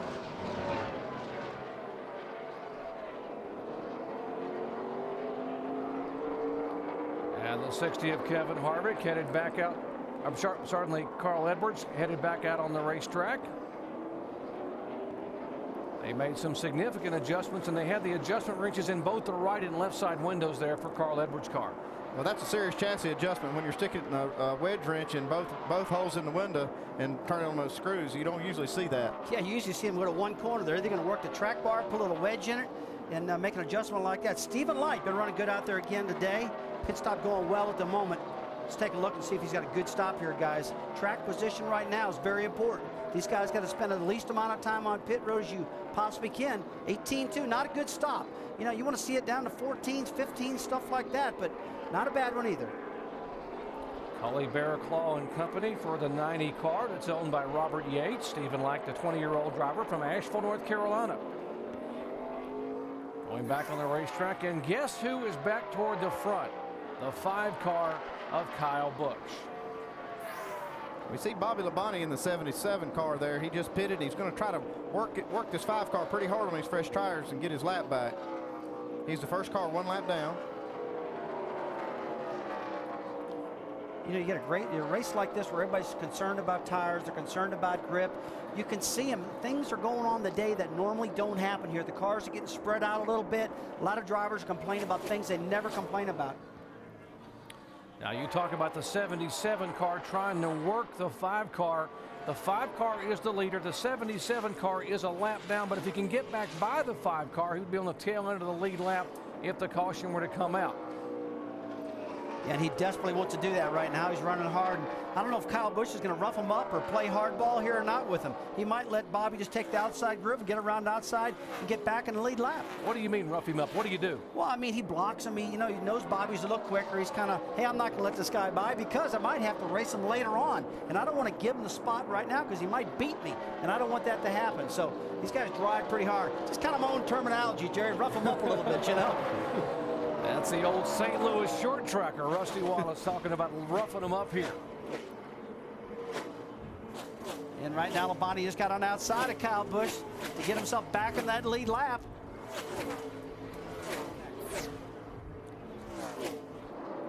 Right now, the 77 just got around Kyle Busch, and he's back on the lead lap right now. Just the thing he's playing, that's working real good. He's got a good handling car. He's up on the outside of that racetrack, entering turn 3, a lot of momentum. Now, Kyle's not going to let him get too far away, that's for sure. Remember, the 5 car pitted on lap 97, but the 77 didn't come in the lap 110, so he has 13 laps, fresher tires. And Andy, as a crew chief and a driver, that does make a difference. Tires are always better. And this is something that, boy, this is where you want the caution. Give me that lap back, man. He's driving his brains out, and he knows he's got the 5 car Kyle Busch right up his tail. That gives a lot of pressure. We see him running nose to tail right here. You see Kyle Busch not letting Bobby Labonte get very far away in the 77 car. Bobby's got his hands full with Kyle Busch. Bobby Labonte, who won the 1991 NASCAR Busch Series title prior to going on and becoming a Nextel Cup champion. Now trying to hang on, hoping for a yellow flag as he can get back on the lead lap and stay there. We see our draft boost right here. When these cars run nose to tail, these cars affect each other by the air. And we see the downforce of the 77 car being affected by the 5 car. That is caution's out. Caution's out. Hold the brakes right there. Everybody's going above you. Cut a tire. We're listening in to Greg Biffle. Cut a tire. I heard it down the back stretch. That's what I get for trying to move that guy up. Just trying to give the 15 room, you know. We're all done, Eddie. Cut it right rear. Yeah, heavy damage on the right side. Heavy damage on the right side of the Greg Biffle Ford. He has hit a ton. Here's what happened a moment ago. Yeah, you saw the rear end kick out from under the car. The nose went back up, and he tried to get that thing back off and save it a little bit. But boy, at least he didn't get driver's side first. He got knocked out in practice here when this track was built, and he knows those walls hurt. We heard him in Las Vegas. Yeah, we heard him say on the radio that it was his own fault that he moved one of those cars out of the way. Maybe they've had some contact earlier that caused that tire to get cut down. Well, he said he had a right rear go down. I mean, yeah, but he was talking about how he must have got against somebody and cut it down. Let's check in with Mike. Well, Doc, you hit it right on the head. Right rear tire going down on Greg Biffle. He had a premonition something like this might transpire today. On the final lap of happy hour for Cup practice this afternoon, he got extremely loose in about the same place on the racetrack, kept it off the wall, but nearly crashed. That's all he could talk about before pre-race activities occurred today. So he kind of knew, got that wake-up call that something like this could happen today. All right, we are under caution now for the 6th time this afternoon. Heavy impact by the former series champion for the NASCAR Busch Series, as Greg Biffle has had a hard impact. Here is the 5 car. Our leader, Kyle Busch, coming down pit road, 45 miles an hour. Let's head up to the Jeff Burton pits with Dave. And Jerry, just a couple of laps ago, Jeff's car got sideways. He didn't know why. It got loose. He wanted the car, an adjustment made down on the track bar for fresh tires. They may be able to make it on one stop after this, or they're very close on the fuel. Jamie? Well, Kyle Busch in for service right now. His car is too loose. He said they took some wedge out, made an air pressure adjustment, and he's out and away. Here's a 33 car that had such a good run going. Tape off. Pull it out as best you can. A lot of work going on in front of the 33 car. Tony Stewart now has been overheating all day long. I got to tell you guys, I'm surprised this car is still on the racetrack. It got so hot. Generally, these engines blow, and they pulled more tape off yet just now. And the car sits there running like that with no air going through the front of it. Generally, it's going to overheat. These are critical moments right now that this car is not going around with no air going through the grill. Tony Stewart has stayed on the lead lap. You'll be good. And he continues to be a factor here. We are under caution for the 6th time. You're watching ESPN on ABC.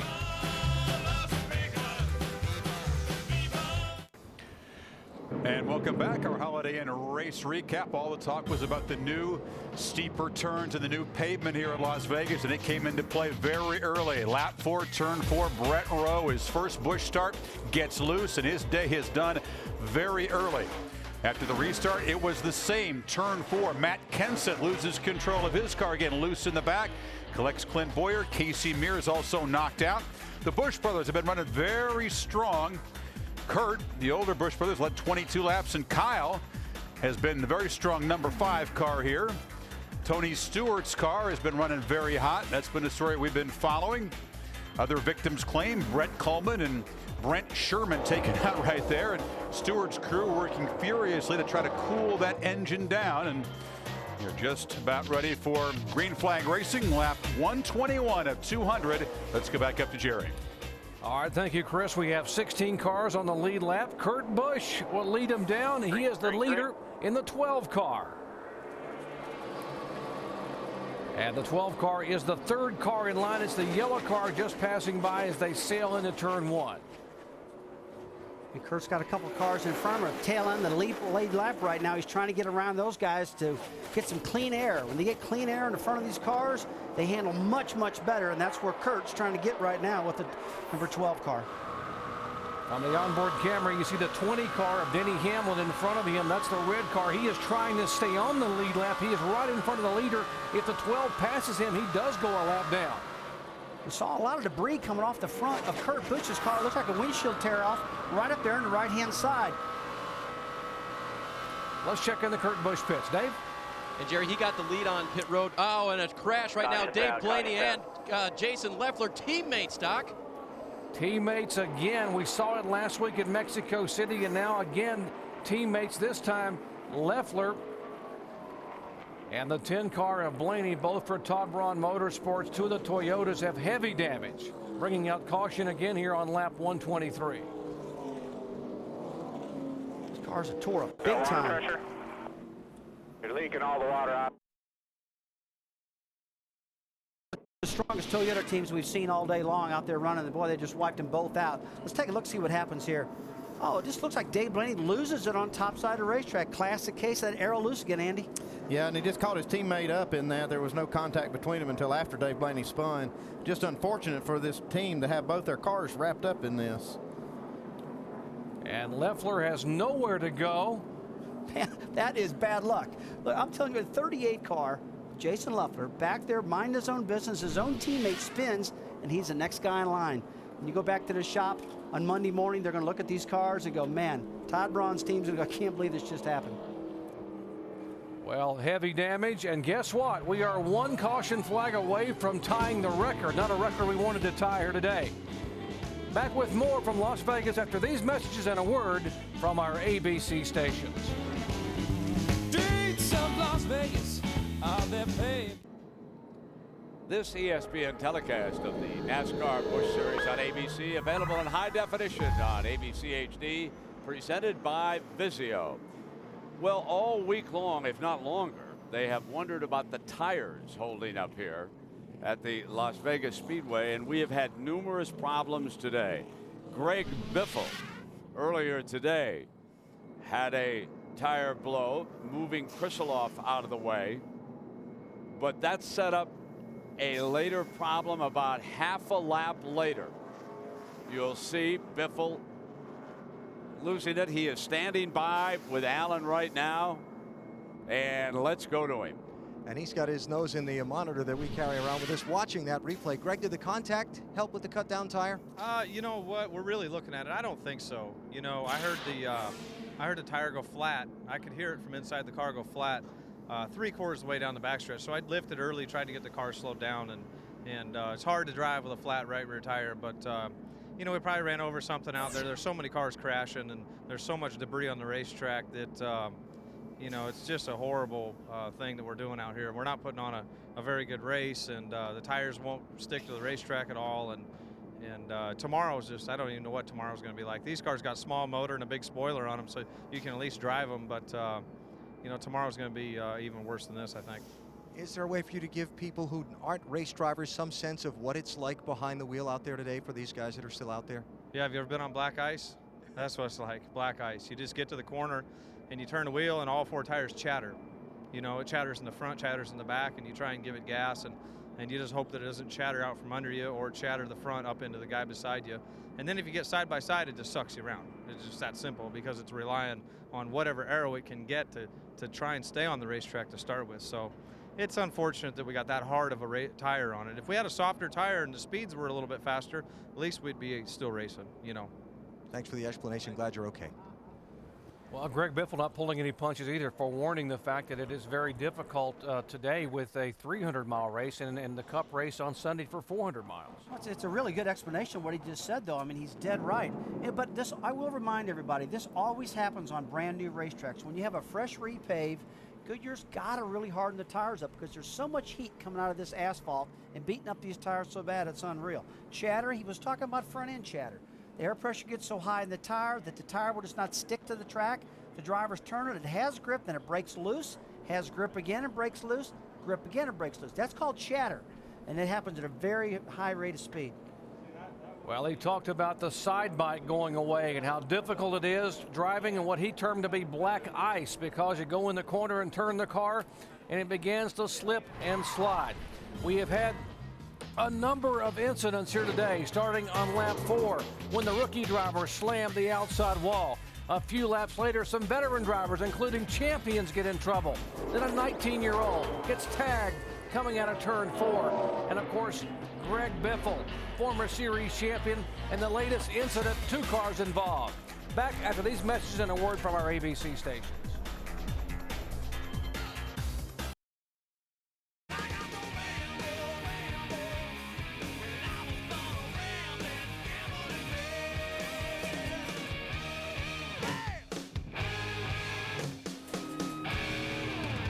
Little after 2 Pacific, folks, and let's get you up to date on what's happened so far with our NASCAR.com reset. And isn't it appropriate that at a Busch race in Las Vegas, the Busch brothers would be dominant here today? And as Greg Biffle told you, it has not been pretty.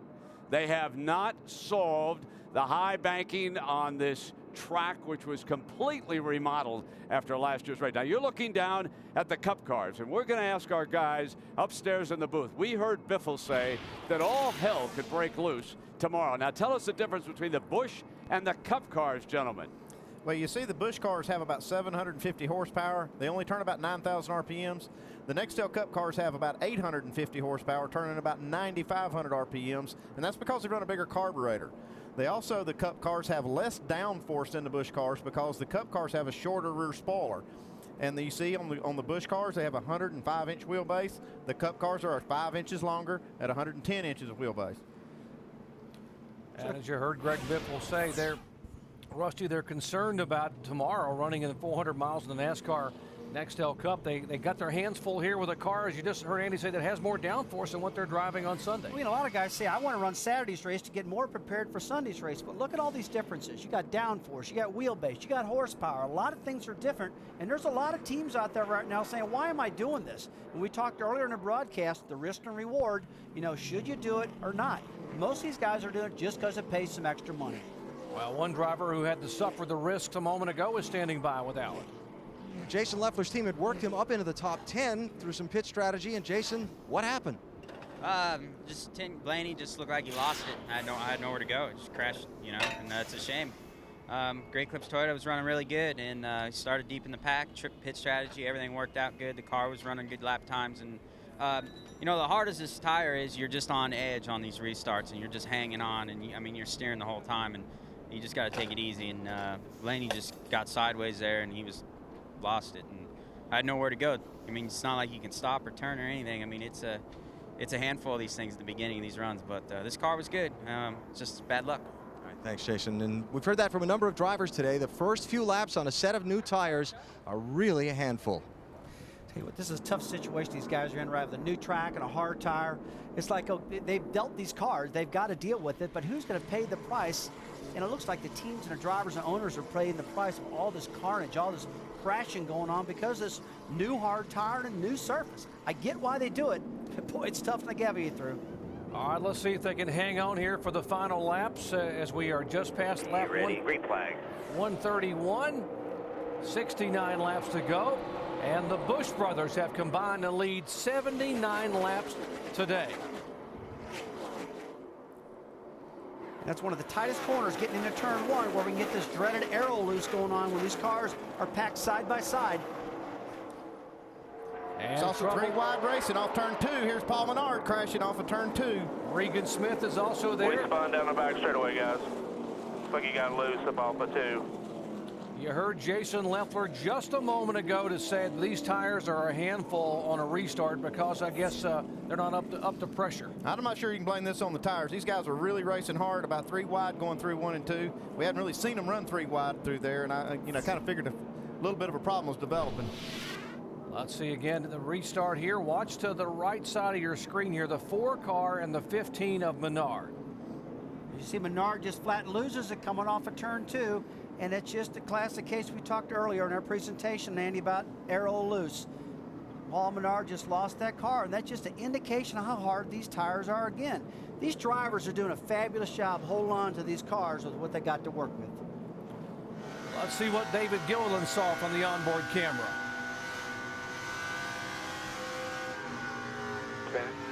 Now, folks, it looks like he got up the right rear tire, got up on the gray. Caution's out. A lot of these drivers were telling me there's a little strip right up next to the wall that's almost like paint. It's like a wet something that's up next to the wall that the cars are, they don't run through it every lap, but once you get your right rear tire up in there, it's just really slick. And a new repave like this, Andy, a lot of guys have problems negotiating all these different shapes. And right now, you saw him get way high. We saw some of that debris fly out of his right rear corner of his car. He was getting up in what we call the kitty litter. The debris, whatever you want to call it at homes, folks, it's more or less dirt and grime from all the race being run. He got up high and got into that and spun the car.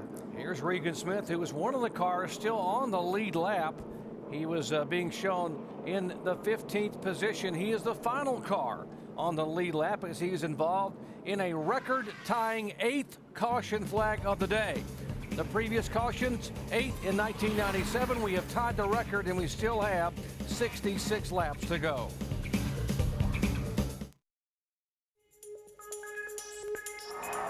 Welcome back, my friends, to the show that never ends. We're so glad you could attend. Come inside, come inside. Kevin Harvick wins. Finally gets the big one. Gentlemen, start your engines and line them up.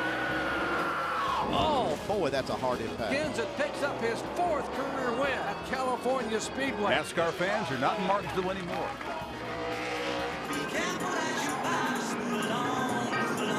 It's bad news when you take your own teammate out. I mean, that was no good, low, nasty, dirty driving. Got this one out of the way now, and on the next one, I want to win in an oval. Well, the Busch crews have traveled almost 8,000 miles to get here to Las Vegas. Race 4 of the Busch Series, 4 very different racetracks, very different kind of racing. And you've heard the drivers describe it. Under the hot desert sun, it's like black ice on the racetrack. So what can you do as a driver or a crew chief when you're dealing with black ice? It seems to me like not much. The key word here is we're going to look for grip. That's grip. That's all we need. Tomorrow, they're in a bad situation. 100 more horsepower, less rear spoiler on the cars. Yeehaw, boys. What about today, though? What about the final 64 laps of this race? The only thing you can hope for is to have the best set of tires and a track position up front with a clean air.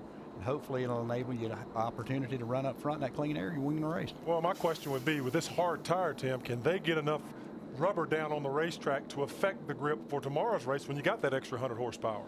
Tell you what, you would hope so, but the guys in the garage area, they're going to be working on shocks, air pressure, whatever they can do to achieve total grip. That's the only way you're going to get out of the situation. More edgy racing coming up. We're headed to green, and the Busch boys who grew up in this town racing against each other. Kurt, 7 years older than Kyle, battling for this checkered flag as we're back to green flag racing and back up to Jerry. All right, thank you, Chris. The Busch boys and Carl Edwards in hot pursuit here with less than 65 laps to go at Las Vegas Motor Speedway. Boy, Jerry, I'm watching these restarts, and I've got my fingers crossed these guys don't spin out, because this is the most sensitive part of the run. The first couple laps, they got to get these tires warmed up enough because they're so doggone hard to get the grip. We talk about the Busch boys up front. I know you've raced two brothers, and Michael and Kenny Wallace. Did you ever race them any differently than you raced someone else on the racetrack? Well, I really did. You know, I raced them real hard, and I gave them a little room, and sometimes I felt that they held me up a little bit sometimes. I want to get out of the car, and I get all mad at them. They get mad at me back. Oh, we got another crash off of turn 2. The one car in the wall, J.J. Yaley. And that 20 got me loose in. I was junk. You heard JJ's commentary talking back to James Finch's crew there. A new record for cautions, and what we did not want to see, but that was the prediction in the pre-race when our pit announcers talked to drivers and said it's going to be ugly today because we're going to have our hands full. And indeed, we now have set a record for yellow flags. J.J. Yaley has had such a disappointing season, and he was running in the top 10 when this happened, so I know these guys are very disappointed. Had a good run going.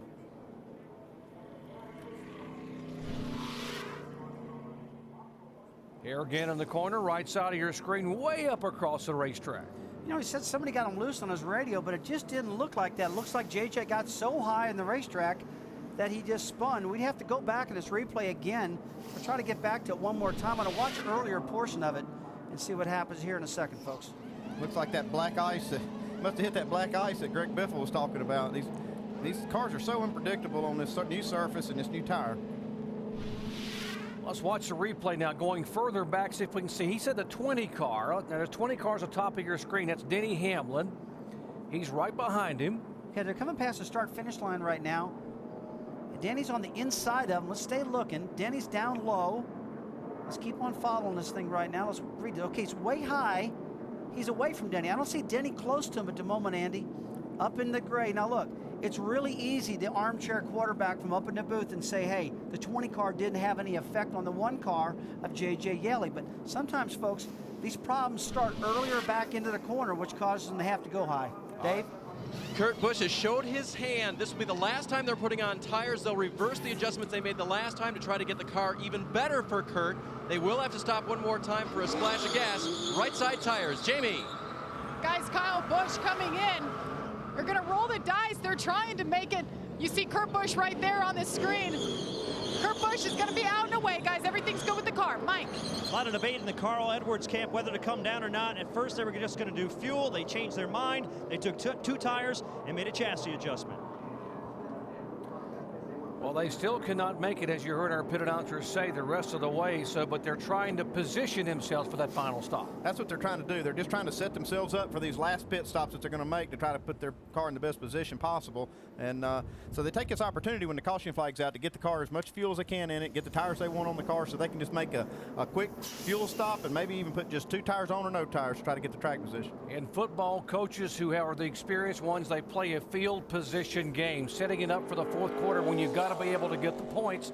Crew chiefs right now playing a position game in terms of field position for that final pit stop. Rusty, no tires for a couple of the lead cars, 2 tires for Carl Edwards. That's just what I was about to say, Jerry. It looks like the strategy is all over the board. There's 4 tires, there's 2 tires, there's no tires. And things like that happen when you have a hard tire. It gives you an option to play the cards any way you want to.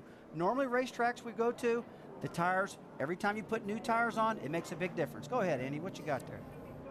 Well, I was just looking at PK. You know, these guys have just got to be under so much stress trying to figure it out. We can't figure out the strategy from up here. We can see everybody. You know those guys can't figure it out. Hey, we're sitting up here in the booth getting all wound up, and I'm seeing you looking at the screen saying, let me talk about this issue, you know. But I tell you, there's a lot of strategy going on. And you being a crew chief, I can totally understand.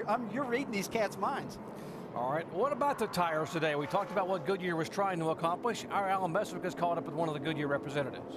Greg Stucker runs the sales effort for Goodyear Racing Tire. That means he's the man responsible for selling these race teams these tires. Greg, so much discussion from the race teams about bringing back a different tire from when they tested here a few weeks ago to this race now. Why was that decision made? When we came back here for the Nextel Cup test in January, we weren't very happy with what we had seen on with some temperature, some tire blistering on several of the cars. Not all of them, but several. And we just felt like it was the right thing to do to come back with a little bit firmer setup. So we changed the left side tire, slowed the cars down a little bit, and we feel like that was just the best choice for the whole field. You know, we got to make sure that nobody has problems, and we just felt like that was the best thing to do. With all the drivers talking about feeling like they're on black ice, when they discussed that with you during the weekend, what have you guys talked with them about? Well, again, we got to make sure that nobody has any problems. We understand it's hard. We understand everybody's got to make some adjustments, but again, we want to make sure we make the right decision for the whole field and the racetrack. So we'll look at what happens over the weekend, and then you know, make sure if we need to make adjustments, we'll do that for when we come back. All right, Greg, thank you for your time. We appreciate it, guys. All right, Alan, good job. Back to green flag racing here. Jeff Burton will lead them down. Casey King, Tony Stewart, Denny Hamlin, Reed Sorensen, the top 5. With less than 60 laps to go. And now the pursuit begins for Jeff Burton. And here comes last year's winner, Casey Kane's moved up to the front of the field. He started in the back because of an engine change after qualifying 10th, but now here he is in contention. Well, I tell you what, guys, in the back of the pack there, the 12th car, Kurt Busch, he just passed 5 cars coming off of turn 2. He is flying. He passed his brother, and he hasn't been slowing down a bit. Look at him, 3 wide, coming out of front straightaway right now. That is Kurt and Kyle Busch, 12 and 5 respectively. They're trying to go around the outside and inside of the 27 car of Ward Burton. Kyle goes by. Ward Burton in the 27 car. Now Kurt is able to make his move by. These guys seeing all these crashes are giving and taking a little bit more on this restart. And it looks as though, Andy, a lot of them are trying to get the job done early, meaning that they get into turn 1 on these restarts, and man, they don't lift. If they get to the top side of the track, it looks like it's got more grip than the bottom side does. Once again, these speeds here are some 10 miles per hour faster than they had ever run here before. The pole was 10 miles per hour faster than the track record set back in 2004. Jeff Burton in the 29 car, a two-time winner. The number 9 car, Casey Kane, won this race a year ago, and as you said, Andy, came all the way from the back of the pack. So obviously some of these guys are able to drive this track pretty well. Well, Casey Kane is one of the best drivers on a 1.5-mile, 2-mile racetrack that I've ever seen. And he usually is the one that's working the outside group, but we see Jeff Burton working the outside, and Casey Kane's working on the bottom. How long do you think it's going to be before Casey Kane goes back to the top? Because, he's done it occasionally, but lately it's been on the bottom. As you see a pass back here again, Kurt Busch passed his brother. Now, if these two cats don't be careful, they're going to wreck each other. Grandma will be flat mad about that one. Yeah, just like the Wallace boys that want to beat each other worse than want to beat anybody else in the field. You got that right. They're going at it door to door here back in the pack. As you ride along now with the onboard camera with the Penske Racing operation of Kurt Busch. You saw Kurt Busch have to get out of the throttle off turn 2. You saw it wiggle. Had to get out of the throttle, and then there's Carl Edwards just shooting by on the inside. Edwards takes a 10th spot away from Kurt Busch, moves him back to 11th. As we check in Kurt's pits with Dave Burns.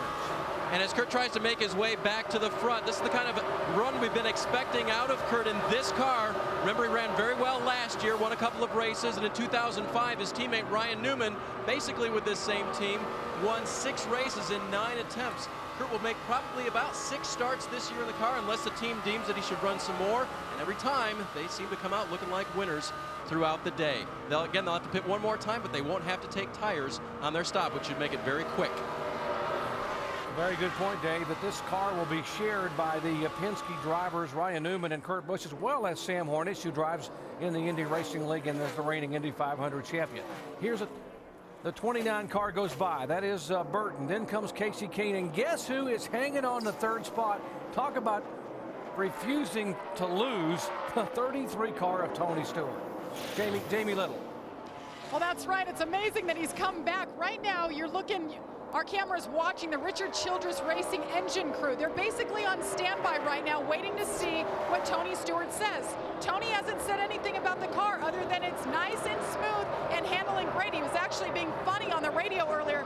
They're thinking that the pressure valve may be open, and that could have led to some of the problems. But I asked the engine crew, they said, if we could have it our way, we'd heat this water we have in our pit to 200 degrees and put it in the car so we'd be good to the end. But right now, Tony Stewart hanging in there for 3rd, guys. It's only one of 4 tracks he has never won on right here at Las Vegas. You saw Danny Lawrence, the engine builder for Richard Childress a moment ago. He was a major part of Dale Earnhardt Sr.'s 6 championships for that race team. Well, if you're a Tony Stewart fan and you just happen to tune in, we're going to tell you what happened to Tony. He started way back in 17th spot, came through the field, took the lead, but began to overheat. He comes on the pit road, and it looks like a geyser is going off beneath the hood. They changed tires, but they also took tape off of the front grille to try to cool it down. And Tony somehow has managed to stay on the lead lap. And guys, I got to be honest, I wouldn't have believed this car would have been able to run like it has, given as hot as it seemed to be. It sure looked like it was awful hot. I'm very surprised that they were able to get this thing cooled back down and keep it out there. And I know the RCR guys, I can tell you firsthand, they build bulletproof engines, but this is a true testimony to their engine department. Well, Brad Doherty, you've got a different perspective from watching Tony's car come by the pit studio time after time. Yeah, and my question was going to be to Andy, just what he basically touched on. With the temperatures being pegged in the race car and the oil temperature going through the roof, the water temperature going through the roof, is he just getting lucky right now with not having a problem with that motor? Well, Brad, these engines are a lot more durable than they used to be, and they can stand higher temperatures. They've got pressure valves on them that run that pressure up higher than what we used to see years ago. So these engines can take a lot more abuse and heat. And as we see, this is the case here with Tony Stewart with this RCR engine still running after running extremely hot and pegging the gauges. Well, Tony Stewart moving toward the front or trying to hold on. He is 3rd right now in hot pursuit of Jeff Burton and Casey Kane. Laps are clicking away here at Las Vegas Motor Speedway. You're watching ESPN on ABC.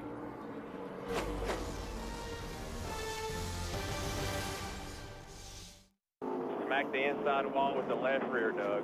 Backed it pretty good with the left rear.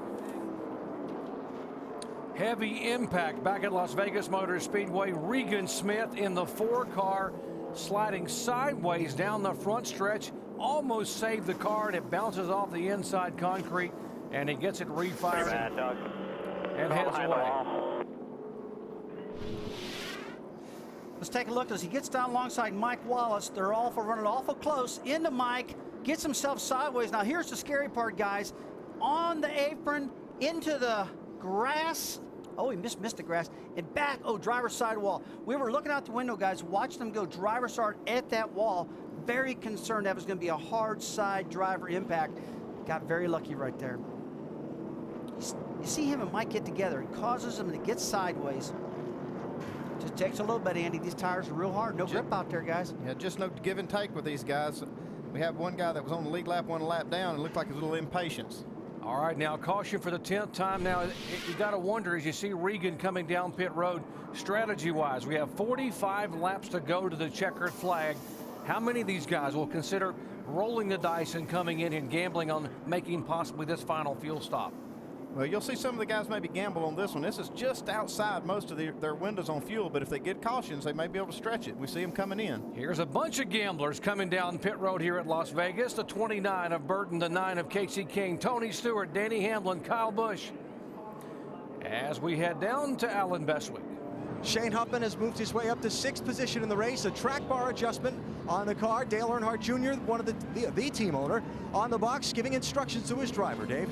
2 right side tires for Jeff Burton. No chassis adjustments. They will need about 7 caution laps before this race is over to extend their fuel mileage to make it to the end. Mike. Casey Kane hoping to win consecutive races here in Las Vegas, saying to his crew, make sure it is full, hoping to go the distance from here. A 4-tire change for Casey Kane. He feels pretty good about his race car right now, guys. Well, Mike, Tony Stewart came in 4 tires and fuel. They believe they will have to stop, though, to top off toward the end. But so far, nothing wrong with the car, according to Tony Stewart. And with this caution flag, the free pass goes to a very good car in Kevin Harvick, the 21 car, able to get back on the lead lap. I don't know about you guys, but if I see Kevin Harvick back on the lead lap, that's going to concern me because he can drive it as well as anyone in that 21 car here in the final 44 laps.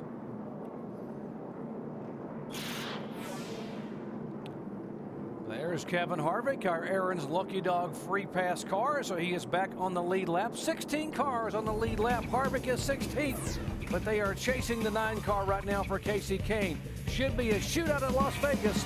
Back in just a moment.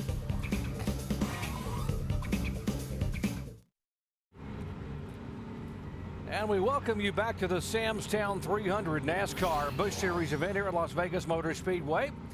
And next week we head to Atlanta Motor Speedway as NASCAR on ESPN on ABC, Saturday, March 17th, 2 o'clock Eastern Time. Our live flag-to-flag coverage from that 1.5-mile high-banked oval in Hampton, Georgia, just southeast of Atlanta.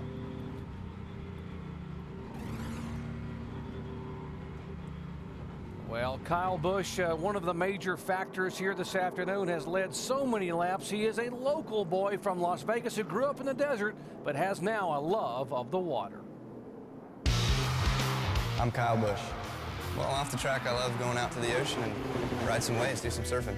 I actually learned this past December. Got up my first time and couldn't stop. Did it for the next 3 hours. Started off in Waikiki of Hawaii, and then we went up the North Shore there following. But the physical demands that surfing takes on the body is paddling out there. So your shoulders get really, really tired, and your back and your pecs and stuff like that. The next day was okay. It was the 2 and the 3 days after that were pretty sore. So I wasn't up for surfing anymore after that. It's definitely something that I would recommend to try for anybody because it's just, it's cool to be able to go out and kind of do that thing. Very talented young man who can do it all. And there's a look at Kyle Busch, 21 years of age, grew up here in Las Vegas, raced just off of turn 2 at a little 3/8 mile dirt and asphalt combination track. Rookie of the Year in 2005 in the Nextel Cup. And of course also a Busch Series Rookie of the Year.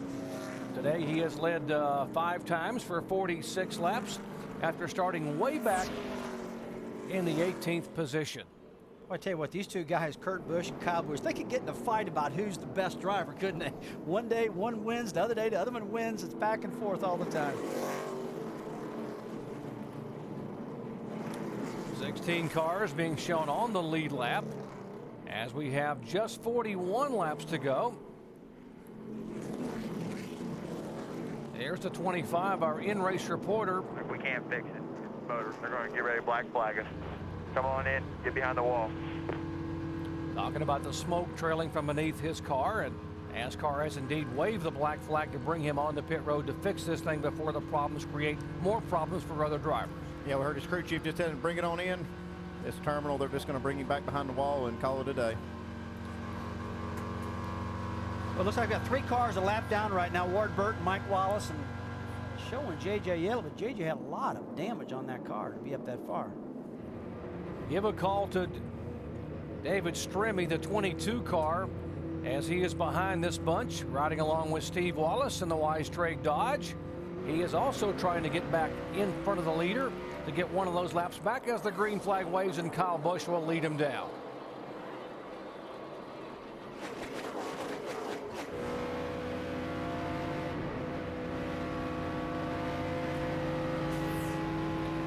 Steve Wallace trying to follow Kyle Busch, and this is a great way, Andy, for a young driver to go to school on a veteran and learn something about this racetrack. Yeah, the best thing you can do right here is just try to fall in line and try to keep up with Kyle Busch. That's been hard. Not a whole lot of guys have been able to do that today, but if he could keep up with Kyle Busch, he can watch the line he's running and maybe learn a few things. Well, the best thing you can do to get seat time is just get more seat time. Stay on the racetrack, keep following some of the best guys out there, and see the lines they do around the racetrack. Steve's learned a lot today. He's been really, really fast. Had that one bad set of tires that got him a lap down. He's trying desperately to get it back right now. We kind of set ourselves up here. These guys pitted with about 45 laps to go, and that's just outside most of these guys' fuel windows. So they're going to have to count on getting some caution laps, which the way it's been going today, they're probably going to get them. But if they have enough caution laps, they may be able to extend that range. And it's going to be interesting to see who can make it, who can't, who's going to have to pit. It's really unpredictable right now who can do all that. It reminds me of a road race, where in the road races you get so many caution flags late in the race, and these guys have had so many cautions that were unpredictable or predictable that they say, hey, look, let's keep our guy out there. We're going to get more cautions. We can probably make it to the end. 38 laps, Andy, is what they've been running on field. 38 to go right now. All right, guys, keep an eye. Some pretty good cars making their way toward the front. The 33 is Stewart. The 77, that is Bobby Labonte, the former series champion, as we check in Bobby's pits with Alan. Well, they took no tires on that last pit stop, Doc. Fuel only. And you can see maybe the lack of fresh tires costing Bobby, because he restarted third. He's already been shuffled back about 4 spots on the restart. His crew chief, Wally Rogers, says 2 to 3 laps short of the finish on fuel for now. Dave? Alan, that yellow 12 car in the picture, Kurt Busch, the pit strategy didn't work out quite as they had hoped. Remember, they pitted for right side tires in the last stop. They didn't want to have to put on tires this time. They did put on 2 right side tires because, according to crew chief Matt Gimbel, the right sides they had on were affecting their performance. Not good. So they changed them anyway. They didn't get the track position back that they wanted. They'll have to race his way back to the front.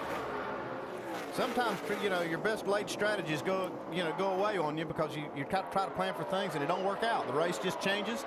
You get a set of tires that the car doesn't like, you got to come back in and change them. So even when you have the best strategy in the world, sometimes it doesn't work out. Well, especially today. I mean, strategy is everything in the world, but because they have the options. They can do the 4 tires, the 2 tires, and no tires. And if I got a set of tires right now late in this run that are really working good and sticking good, Andy, I got to believe I could stay with them. And if they do have to put fuel in this thing, just a little shot of fuel to make it to the end. As far as putting 4 tires on like we normally see, these guys haven't had to do that. Now take a look at the 29 car. That is Jeff Burton. Remember what happened at the very top of this show. We told you that Jeff Burton, this is the car that he led so many laps at California, but the car faded late in the day. The crew told us they're going to save their best set of tires for the final stop and see if Burton can somehow make up for that fade at California. And Andy, he's coming pretty quickly. Well, it's showtime. We'll see if those tires are going to get it done for him. That fade in California, I can tell you right now, Jerry, he just wants to win right now, man. He's like, let me have that big trophy at this new Las Vegas track. Pretty good battle for 7th spot. Bobby Labonte, despite the fact, as Alvin told you, he did not take tires, and Bobby doing a heck of a job up on the high side, trying to go back around the 9 car of Casey Kane. The good thing we're seeing right now is that this is a 2-lane track. A lot of these new racetracks are single file, right on the bottom. These guys are able to run on the bottom, the middle, and the top. I think that's going to really be good for the future of this track. Let's update Casey Kane in his pits. Well, Jerry, Casey Kane cannot really afford to battle too hard in this particular situation. Crew Chief Mike Shipley came over the radio right before the restart and gave him very specific instructions. Be conservative, save fuel, and everything will be all right. They pitted on lap 155. They're right on the cusp of their window. Casey Kane in the 9 car. He is the pole sitter for the Nextel Cup event, and one of the big stories circulating in the garage area. We know what happened in Daytona with Jack Roush and the Fenway group forming Roush Fenway Racing. We are hearing that Ray Evernham may be looking for some investors as well. Yeah, we heard some of that down in the garage area. I talked to Ray earlier yesterday, and I heard he was talking to somebody else about investors, kind of like what we saw with Roush and Fenway Racing. And I guess these guys are just trying to raise more capital to be stronger, be able to do more things, and hire more people, and spend the money on R&D. And get better, and I'm sure Ray's looking at that. Well, Jack Roush is ahead of the curve, and now Ray Evernham, who's always been ahead of the curve in far as thinking ahead, trying to maybe get a little more money. Is it that expensive to be able to do what they're trying to do R&D-wise? Jerry, the cost of racing nowadays is just went almost out of control. It's so high, it's incredible. And NASCAR's they're working their brains out, trying to bring the cost of racing back down. With the car tomorrow coming on right now, I really believe in the long run that's going to be a savior. But until that car gets there, they got to try to control this. The car tomorrow will debut at Bristol, and a lot of owners are thrilled about the fact that's going to save them some money. Pretty good battle for 5th spot here. The 22, that is Strimmy. The 20 of Denny Hamlin. Boy, I tell you, they were toying around, Andy, with that dreaded arrow loose right there, side by side, going in that corner. Yeah, they're racing hard right here. The 22 car of David Strimmy qualified second, and he's been up front all day, but these pit strategies have had him mixed up back in the middle of the field, and he's trying to get back up where he needs to be for the end of the race. Got a good, strong car, and he wants to just get up there where he can race for the win. Yeah, David Strimmy, who missed the opening race at Daytona. It was a major point of frustration for this race team owned by Armando Fitz, but they have roared back here with a fabulous qualifying effort, not only here on Saturday, but Strimmy starts outside of row 1 on Sunday.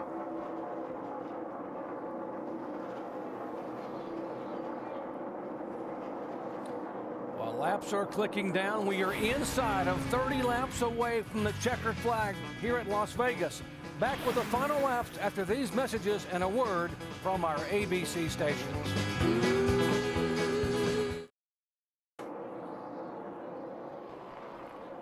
Back at Las Vegas Motor Speedway, 23 laps to go here.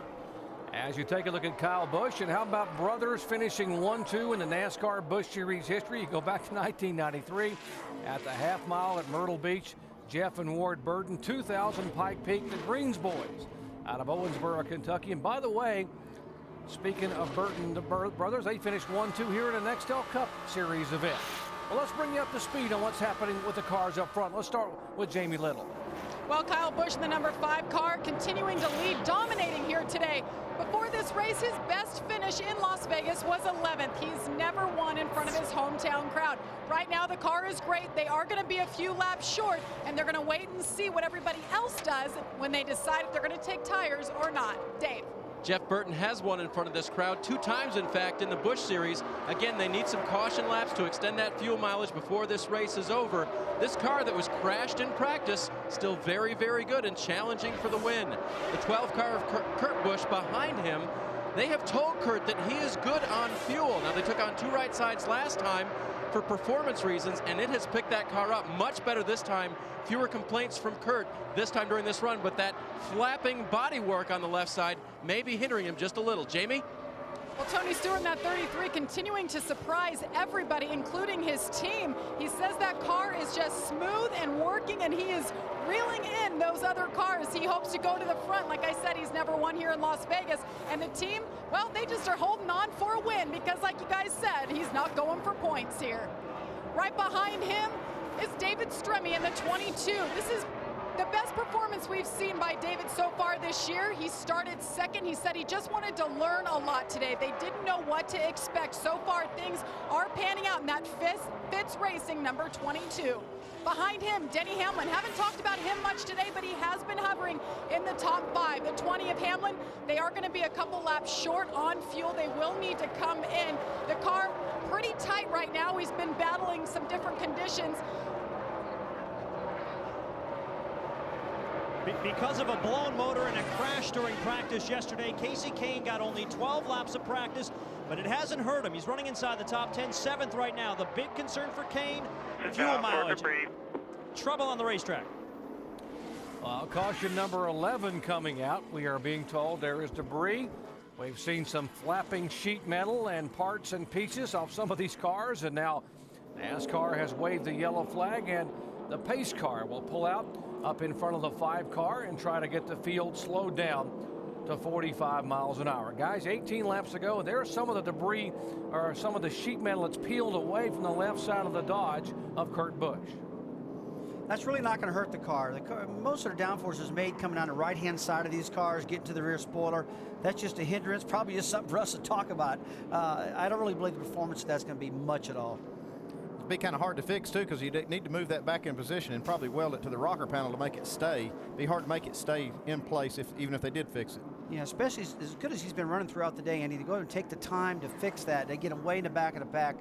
I just think I'd have to stay out with that one. Okay, we're getting ready to find out who really is a gambler. If somebody tries to stay out here and gamble on getting a few more caution flags and keep this track position. There's a safety worker picking up some of the debris on the racetrack. Now, as they come down behind the pace car, Kyle Busch stays on the track, but others decide to pull on the pit road. Some of the cars back in the pack. Here's the 70 of Justin Dirks. Kyle Krisaloff is in. 34 of Jeff Green. There's a 6 of David Reagan.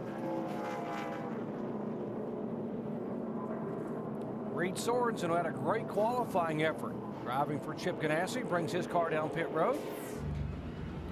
It's like almost all the guys on the lead lap staying out on the racetrack and gambling on being able to make it on fuel. And just missing this opportunity to get fuel with 17 laps to go. Well, Andy, what they got to do is they just got to see what's going to happen. If they get to 4 or 5 laps to go and they haven't had the caution flags they needed, staying out could really kill these guys right now. All right, the 16 cars on the lead lap have opted to stay on the racetrack. And that means everyone will stay in line behind Kyle Busch, Jeff Burton, Kurt Busch, Tony Stewart, and David Stremme. Back with the finish of ESPN on ABC.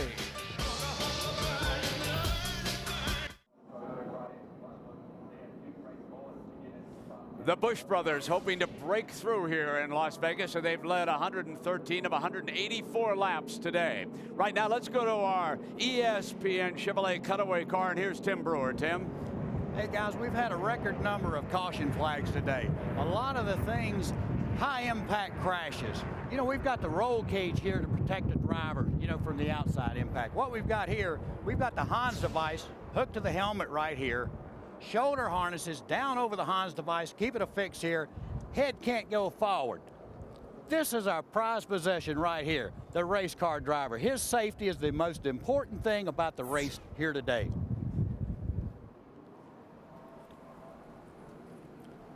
All right, thank you very much, Tim. Indeed, we have seen some hard impacts, and Rusty, the safety innovations that have taken place over the last just handful of years have been huge in terms of being able to keep the driver intact inside a car with these kind of deceleration. Oh, a lot of really cool safety devices.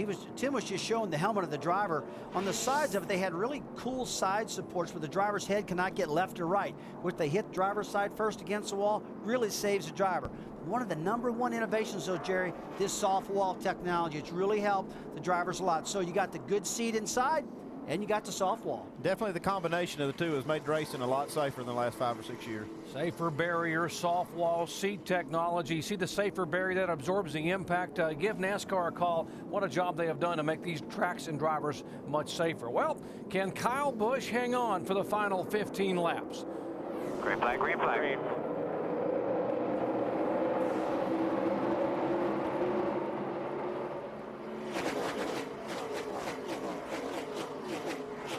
Kyle Busch has never won at Las Vegas Motor Speedway. Neither has older brother Kurt. But the car right behind him, the 29 car of Jeff Burton, is a 2-time winner here. Well, I tell you, the guy to not forget about is Tony Stewart. He's in clean air, and he's reeling the 12 car of Kurt Busch in right now. You know, we wrote him off earlier saying, hey, that engine's going to blow up. Somehow that baby has held on, and Tony's doing a fantastic job out there driving the wheels off that thing. We got 14 laps to go. Jeff Burton was catching Kyle Busch before this caution came out. He had a little faster car, and he's putting the pressure on him right here. Ooh, and you see the 29 of Jeff Burton right on the tail of Kyle Busch, got him loose, pulled inside to make that pass. Now look, I wouldn't doubt if it happens again that the Kyle Busch can get him loose the next corner. Let's take a look at this. Right underneath, look at that. That away, settle in, drive away from him. He's trying to come back inside on you now, inside. Guys, that's how you do it. You get under his tail, make him loose, pass him back, and look what happened. Tony Stewart's up on his tail now. Not seeing any give and take right now. It's time to go. It's 12 laps to go, and these guys are going to race hard. They're not going to give and take. For those of you just joining us, expecting to see World News tonight, we will have that coming up at the conclusion of our live NASCAR Busch Series coverage from Las Vegas Motor Speedway. What a barn burner of a finish here. 12 laps to go. The 29 car of Jeff Burton has made the pass for the lead. Kyle Busch, Kurt Busch, a couple of brothers who grew up in Las Vegas in second and third. Tony Stewart pedaling his way toward the front. Whoa, trouble, and it is Casey King. Wreck in two, caution is out, caution's out. And other cars sliding up across the racetrack are involved. Casey King, the 41 of Reed Sorensen, is involved. Oh, that's a hard impact on the front of Reed Sorensen's car. That's a heavy impact on the very front, head on. Caution coming out for the 12th time, and that's last year's winner here, Casey Kane. He's also the pole sitter for the Sunday afternoon NASCAR Nextel Cup Series event. We talked at the beginning of the show about the risks versus the reward of running on Saturday and then running on Sunday. Heavy impact for a couple of these drivers. We have 26 drivers in this race today who will also attempt to run the Nextel Cup event on Sunday. Now, you talk about risk reward. He just loses. This is a classic case of just spinning out again. Here's a driver who's got a lot of talent, one of the best drivers in all of NASCAR, and it just proves that they can lose the car also. It's just not the rookies. And if you see all this carnage coming by, Andy, what's your take on this risk reward? I'm not going to give up on you, man. I want to know what you're thinking as a past car owner. Well, I talked to Casey Kane in the garage. He said he just can't he can't tell where the edge is. And if I'm Ray Evernham, you know, I just got to think, man, I don't want to get my driver hurt out here in a Busch race. But it looks like he'll be okay. But the heavy impact was on Reed Sorensen behind him. Man, what a wreck. Yeah, there's the 41 of Sorensen coming across, and a couple of cars doing a nice job just to avoid hitting Sorensen in the passenger side door. Here's Mike Wallace's view. Follow, clear. It was just a chain reaction. When Casey Kane spun out, the rest of the guys were trying to slow down and got into each other and got loose and spun and hit the wall, and then everybody just tries to avoid. Well, if you're ever going to hit the wall, backing it in against a soft wall, that's the best way to do it. But when you see these cars coming at your door as you're parked in the middle of the racetrack, that's a dangerous part. All right, what NASCAR is going to do now is they are parking the cars, and here's a great sight. Reed Sorensen, who hit the wall, literally hit the wall head on. In fact, the back tires and wheels came up off the ground, but NASCAR is now parking these cars up between turns 3 and 4 so they can get the debris cleaned up on the racetrack. And this is something I applaud NASCAR for. They don't want these guys running over there through all kinds of pieces of sheet metal and sharp objects on the track and cutting tires and having that impact the finish of this race. And with just 10 laps to go, they don't want to run all the laps out under caution. They want to have a nice race to the finish and give the fans what they paid to see, and that's a good race. And by not running all these laps under caution, they're going to save those laps for racing. Well, the finish of the NASCAR Busch Series event coming your way. 10 laps to go here at Las Vegas Motor Speedway. We'll be back with more NASCAR Busch Series action after this from our ABC stations. ESPN's coverage of the NASCAR Busch Series on ABC. Brought to you by Holiday Inn Racing. Always stay under green.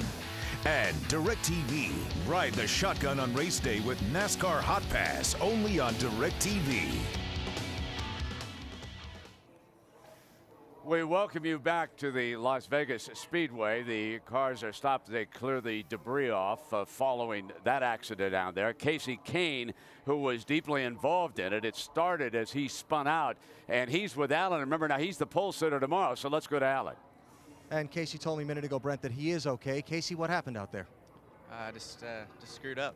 It's slippery the whole race, and I was super loose and just drove over my head and spun out there at the end trying to race Carl and whoever else was out there. Just bad move, you know, whisk and doublemint. There's a lot of good people there behind us, and it was just stupid to crash that late in the race when my car was out of control all day anyways. Casey, you start on the pole for tomorrow's race. People talk about learning things on Saturday to use on Sunday's race. From your experiences today, what are you going to think about starting tomorrow's race?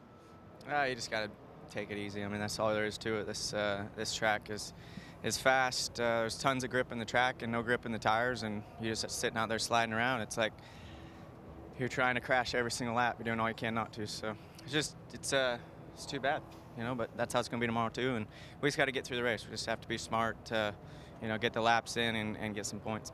Thanks for the time, Casey. Brent? Alan, while we have a moment before we restart, we would like to pass along our condolences to the family of Andy Sedaris. On Wednesday night, Andy, who was a long-time director at ABC Sports, passed away at the age of 76. All of you are very familiar with Andy's work. Wide world of sports with Roone Arledge in the old days, college football. Andy Sedaris pioneered many of the things that we now see today on television. And our condolences go to his wife, Arlene, and his 2 lovely daughters.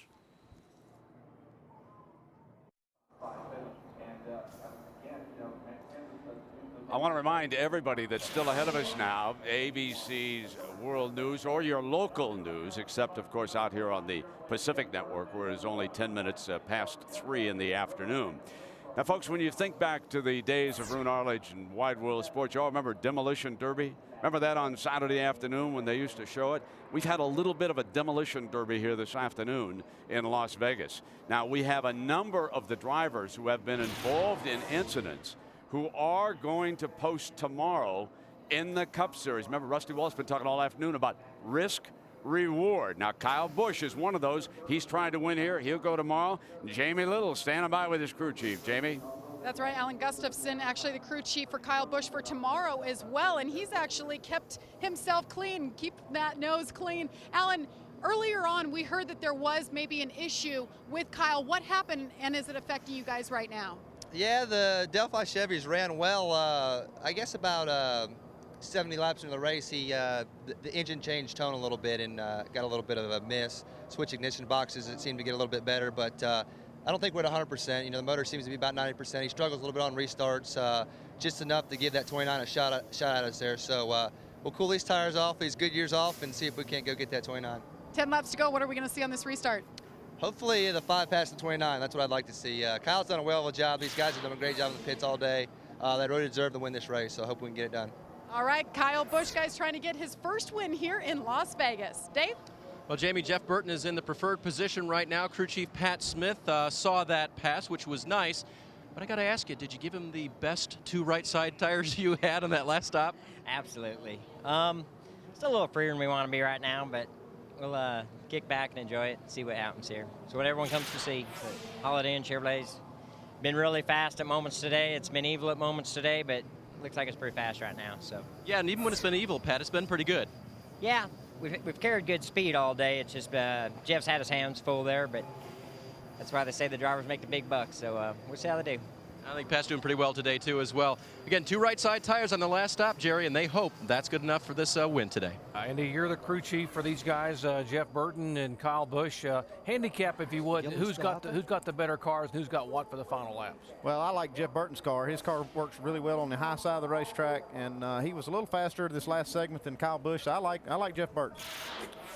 Jeff Burton has led 33 of the laps today, and he is a 22-time winner in the NASCAR Busch Series.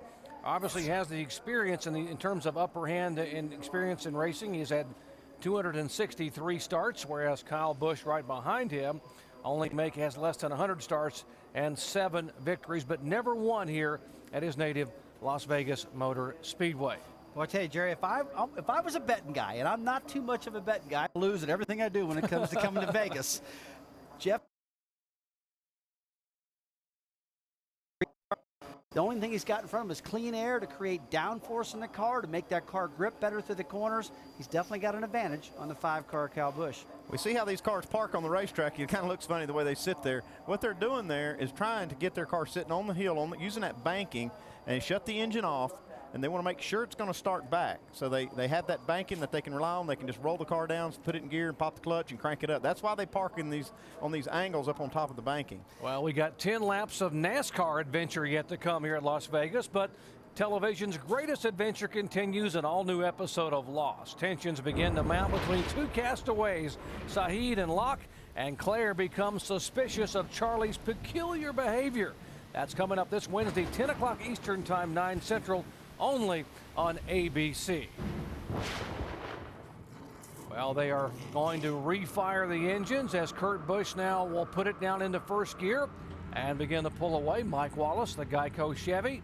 Likewise, there is our points leader, Carl Edwards, and the Dish Network Ford. There, of course, the 99 car. David Rudiman, a Toyota for Michael Waltrip. Our in-race reporter, the 25 car, the freecreditreport.com machine of David Gilliland. The Wise Trade Dodge for the 19-year-old Stephen Wallace, second-generation driver.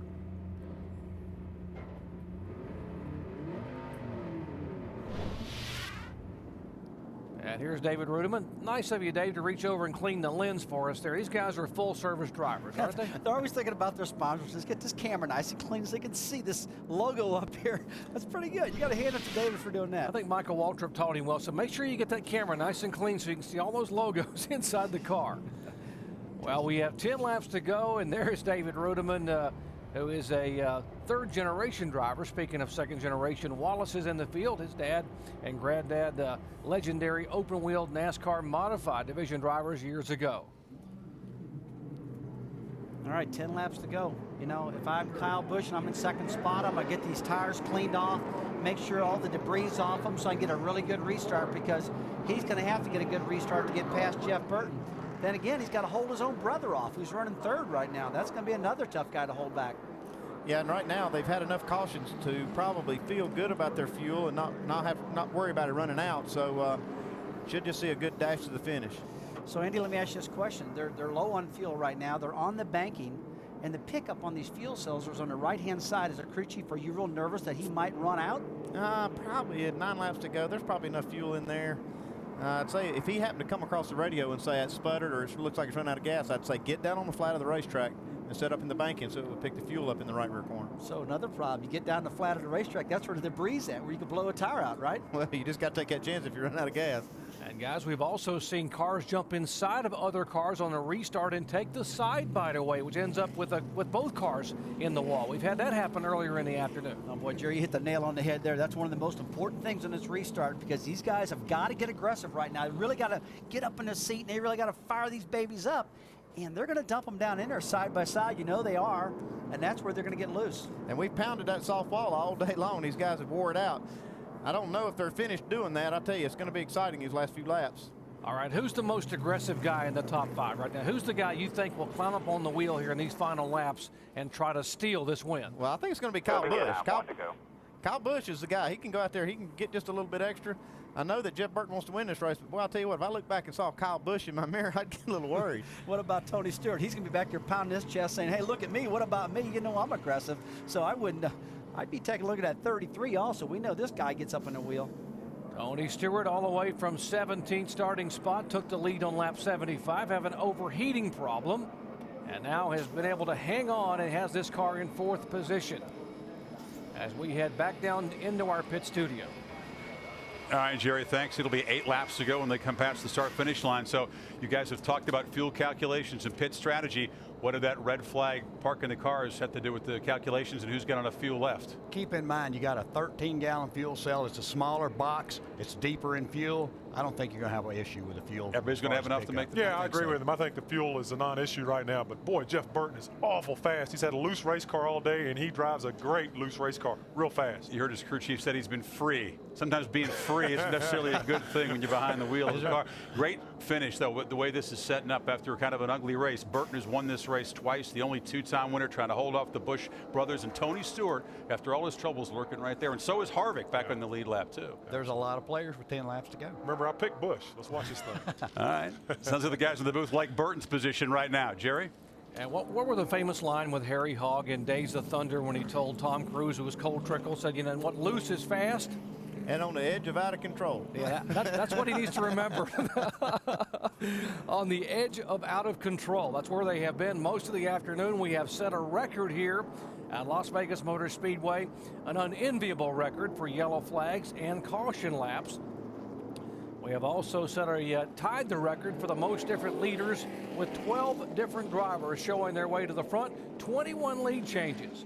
And I think this is going to be very interesting here in the final 7 laps as to who will win it today. Well, right now they better cinch them down and get ready because they got 8 laps to go. These guys got to get up on the wheel because if they're going to win this inaugural race at this brand new design racetrack, they got to get ready right now. 29 car of Jeff Burton trying to get his 3rd win here. Kyle Busch trying to win for the first time at his home racetrack.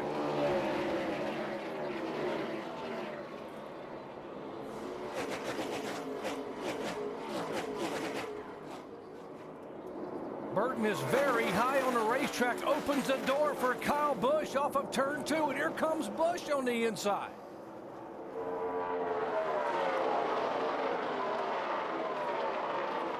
Jeff Burton's car, he likes it up on the outside. That's where he's at. And Kyle Busch makes the pass complete and will take the lead as they come by with 6 laps to go.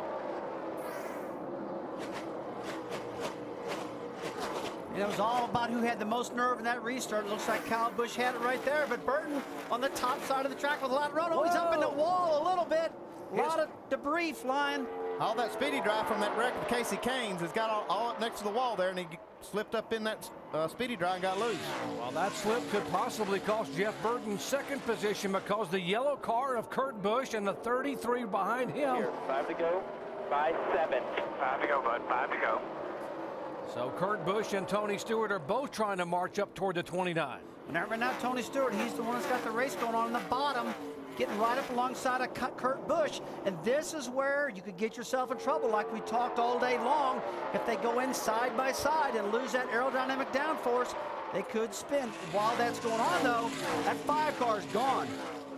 Whoa! The 29 car right in front of this battle here gets sideways, and what a save as the 33 car makes the pass. There goes the 29 by of Jeff Burton, and these guys are hanging on for dear life. They're on the wheel. I'll tell you, this is incredible how hard these guys are driving. And you can tell you saw a lot of cars, or 29 car Jeff Burton go down on the apron and fly back up on the racetrack using all the track they can. Hey, watch this save by Jeff Burton a moment ago in the turn coming out. Out of turn 4, watch the back of the 29. Man, that was unbelievable. That was all but gone. With this hard a tire, for him to hold on to that and still hold Kurt Busch and Tony Stewart behind him, man, well of a job. You can tell they're on the wheel. They're going crazy right now. He's still not giving up. He's got 3 laps to go, and he's still trying to run down Kyle Busch. Left side of your screen, the 5 car is the 21-year-old Kyle Busch, who grew up racing about 200 yards from where this track now stands. Has never won a Busch Series event here in his native Las Vegas. Jeff Burton, the 29 car, is less than a second 2 back. to go by 5 right now. Man, it's got to be a great feeling if this kid wins this race here that at Las lap, Vegas. Jeff Burton beat Kyle Busch by 0.3 of a second. Boy, Burton has cut the margin in half in a lap and a half. Jerry, he is outrunning Kyle Busch 0.3, like Andy said. He's reeling him in big time. He's going to get there. Look at him flying on the top of that racetrack. The 29 car, Jeff Burton, was frustrated about what happened at California. His car faded in the final laps. He said, "This will not happen to me today." It is 4 car lengths. It is 3 car lengths. As the white flag waves, they have 1 lap. Can Jeff Burton get there? Well, he's not fading now. Jeff Burton is right there. It's a car length. It's a half a car length. He's making his ground on the top side of the racetrack, but sees he goes to the top. Wide open on the top of the track. It's going to be a drag race right to the end. Here goes Burton on the high side. Busch makes the block out of turn 4. Burton squeezes high. They are door to door. Jeff Burton! Good job! Woo-hoo! Jeff Burton takes the win, and Kyle Busch slams the wall on the outside. Unbelievable. You saw the 29 of Here Jeff I Burton. come.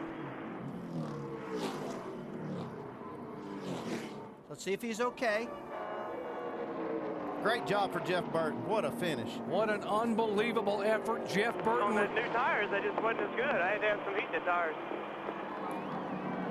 Jeff Burton refused to lose. He refused to give up on a very loose race car, and that is one very angry driver climbing out in Kurt Busch with a celebration down in the pits. That's one happy crew. He's angry because he's frustrated. He had a good car, but there's nothing he could have done. He did a great job throughout the day. Jeff Burton just had that run. He did a great job of working the top side. Listen to this crowd on their feet. A record crowd of over 105,000 as Jeff Burton comes down and salutes the crowd. And he's coming to talk to Kyle Busch, and Kyle is already gone. He's looking at an empty seat there right now. Burton did a great job on that top side. What a comeback for the 29 of Jeff Burton. Good sport. How about that for sportsmanship?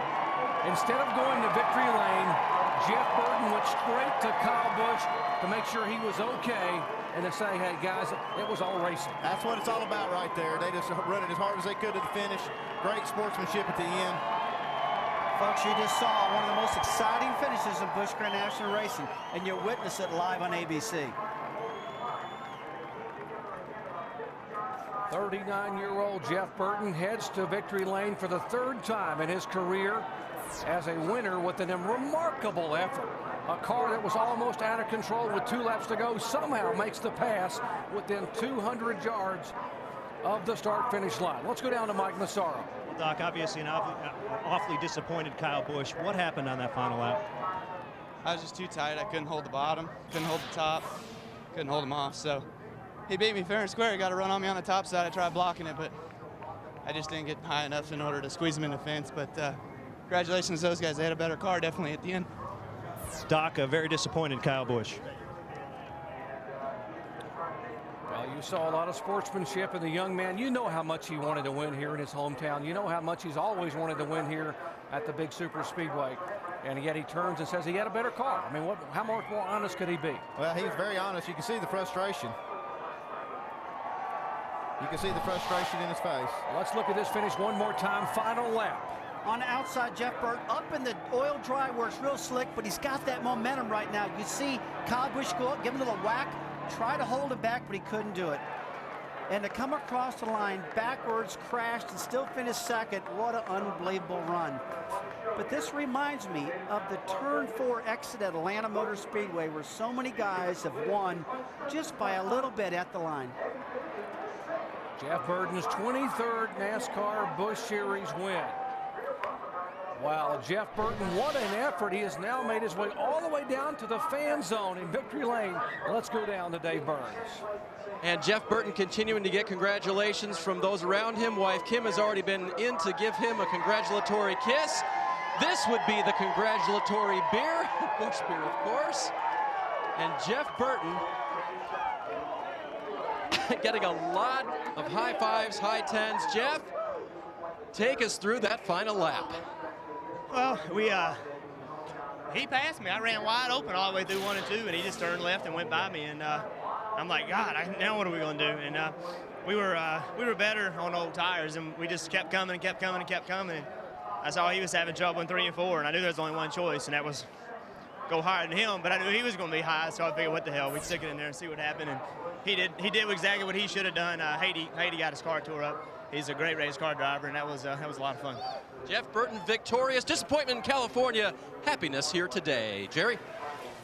All right. For our entire crew of ESPN on ABC, Andy Petrie, Rusty Wallace, and our entire crew, what an effort you have just witnessed for 39-year-old Jeff Burton, who wins the 2005 NASCAR Busch Series race at Las Vegas. For our entire race team, I'm Jerry Punch saying so long. Don't forget tomorrow night on ABC, Sunday NBA featuring Allen Iverson, Carmelo Anthony, and the Nuggets taking on the Kings in Sacramento. Coverage begins at 3 p.m. Eastern Time. Now, except on the West Coast, stay tuned for ABC's World News Tonight.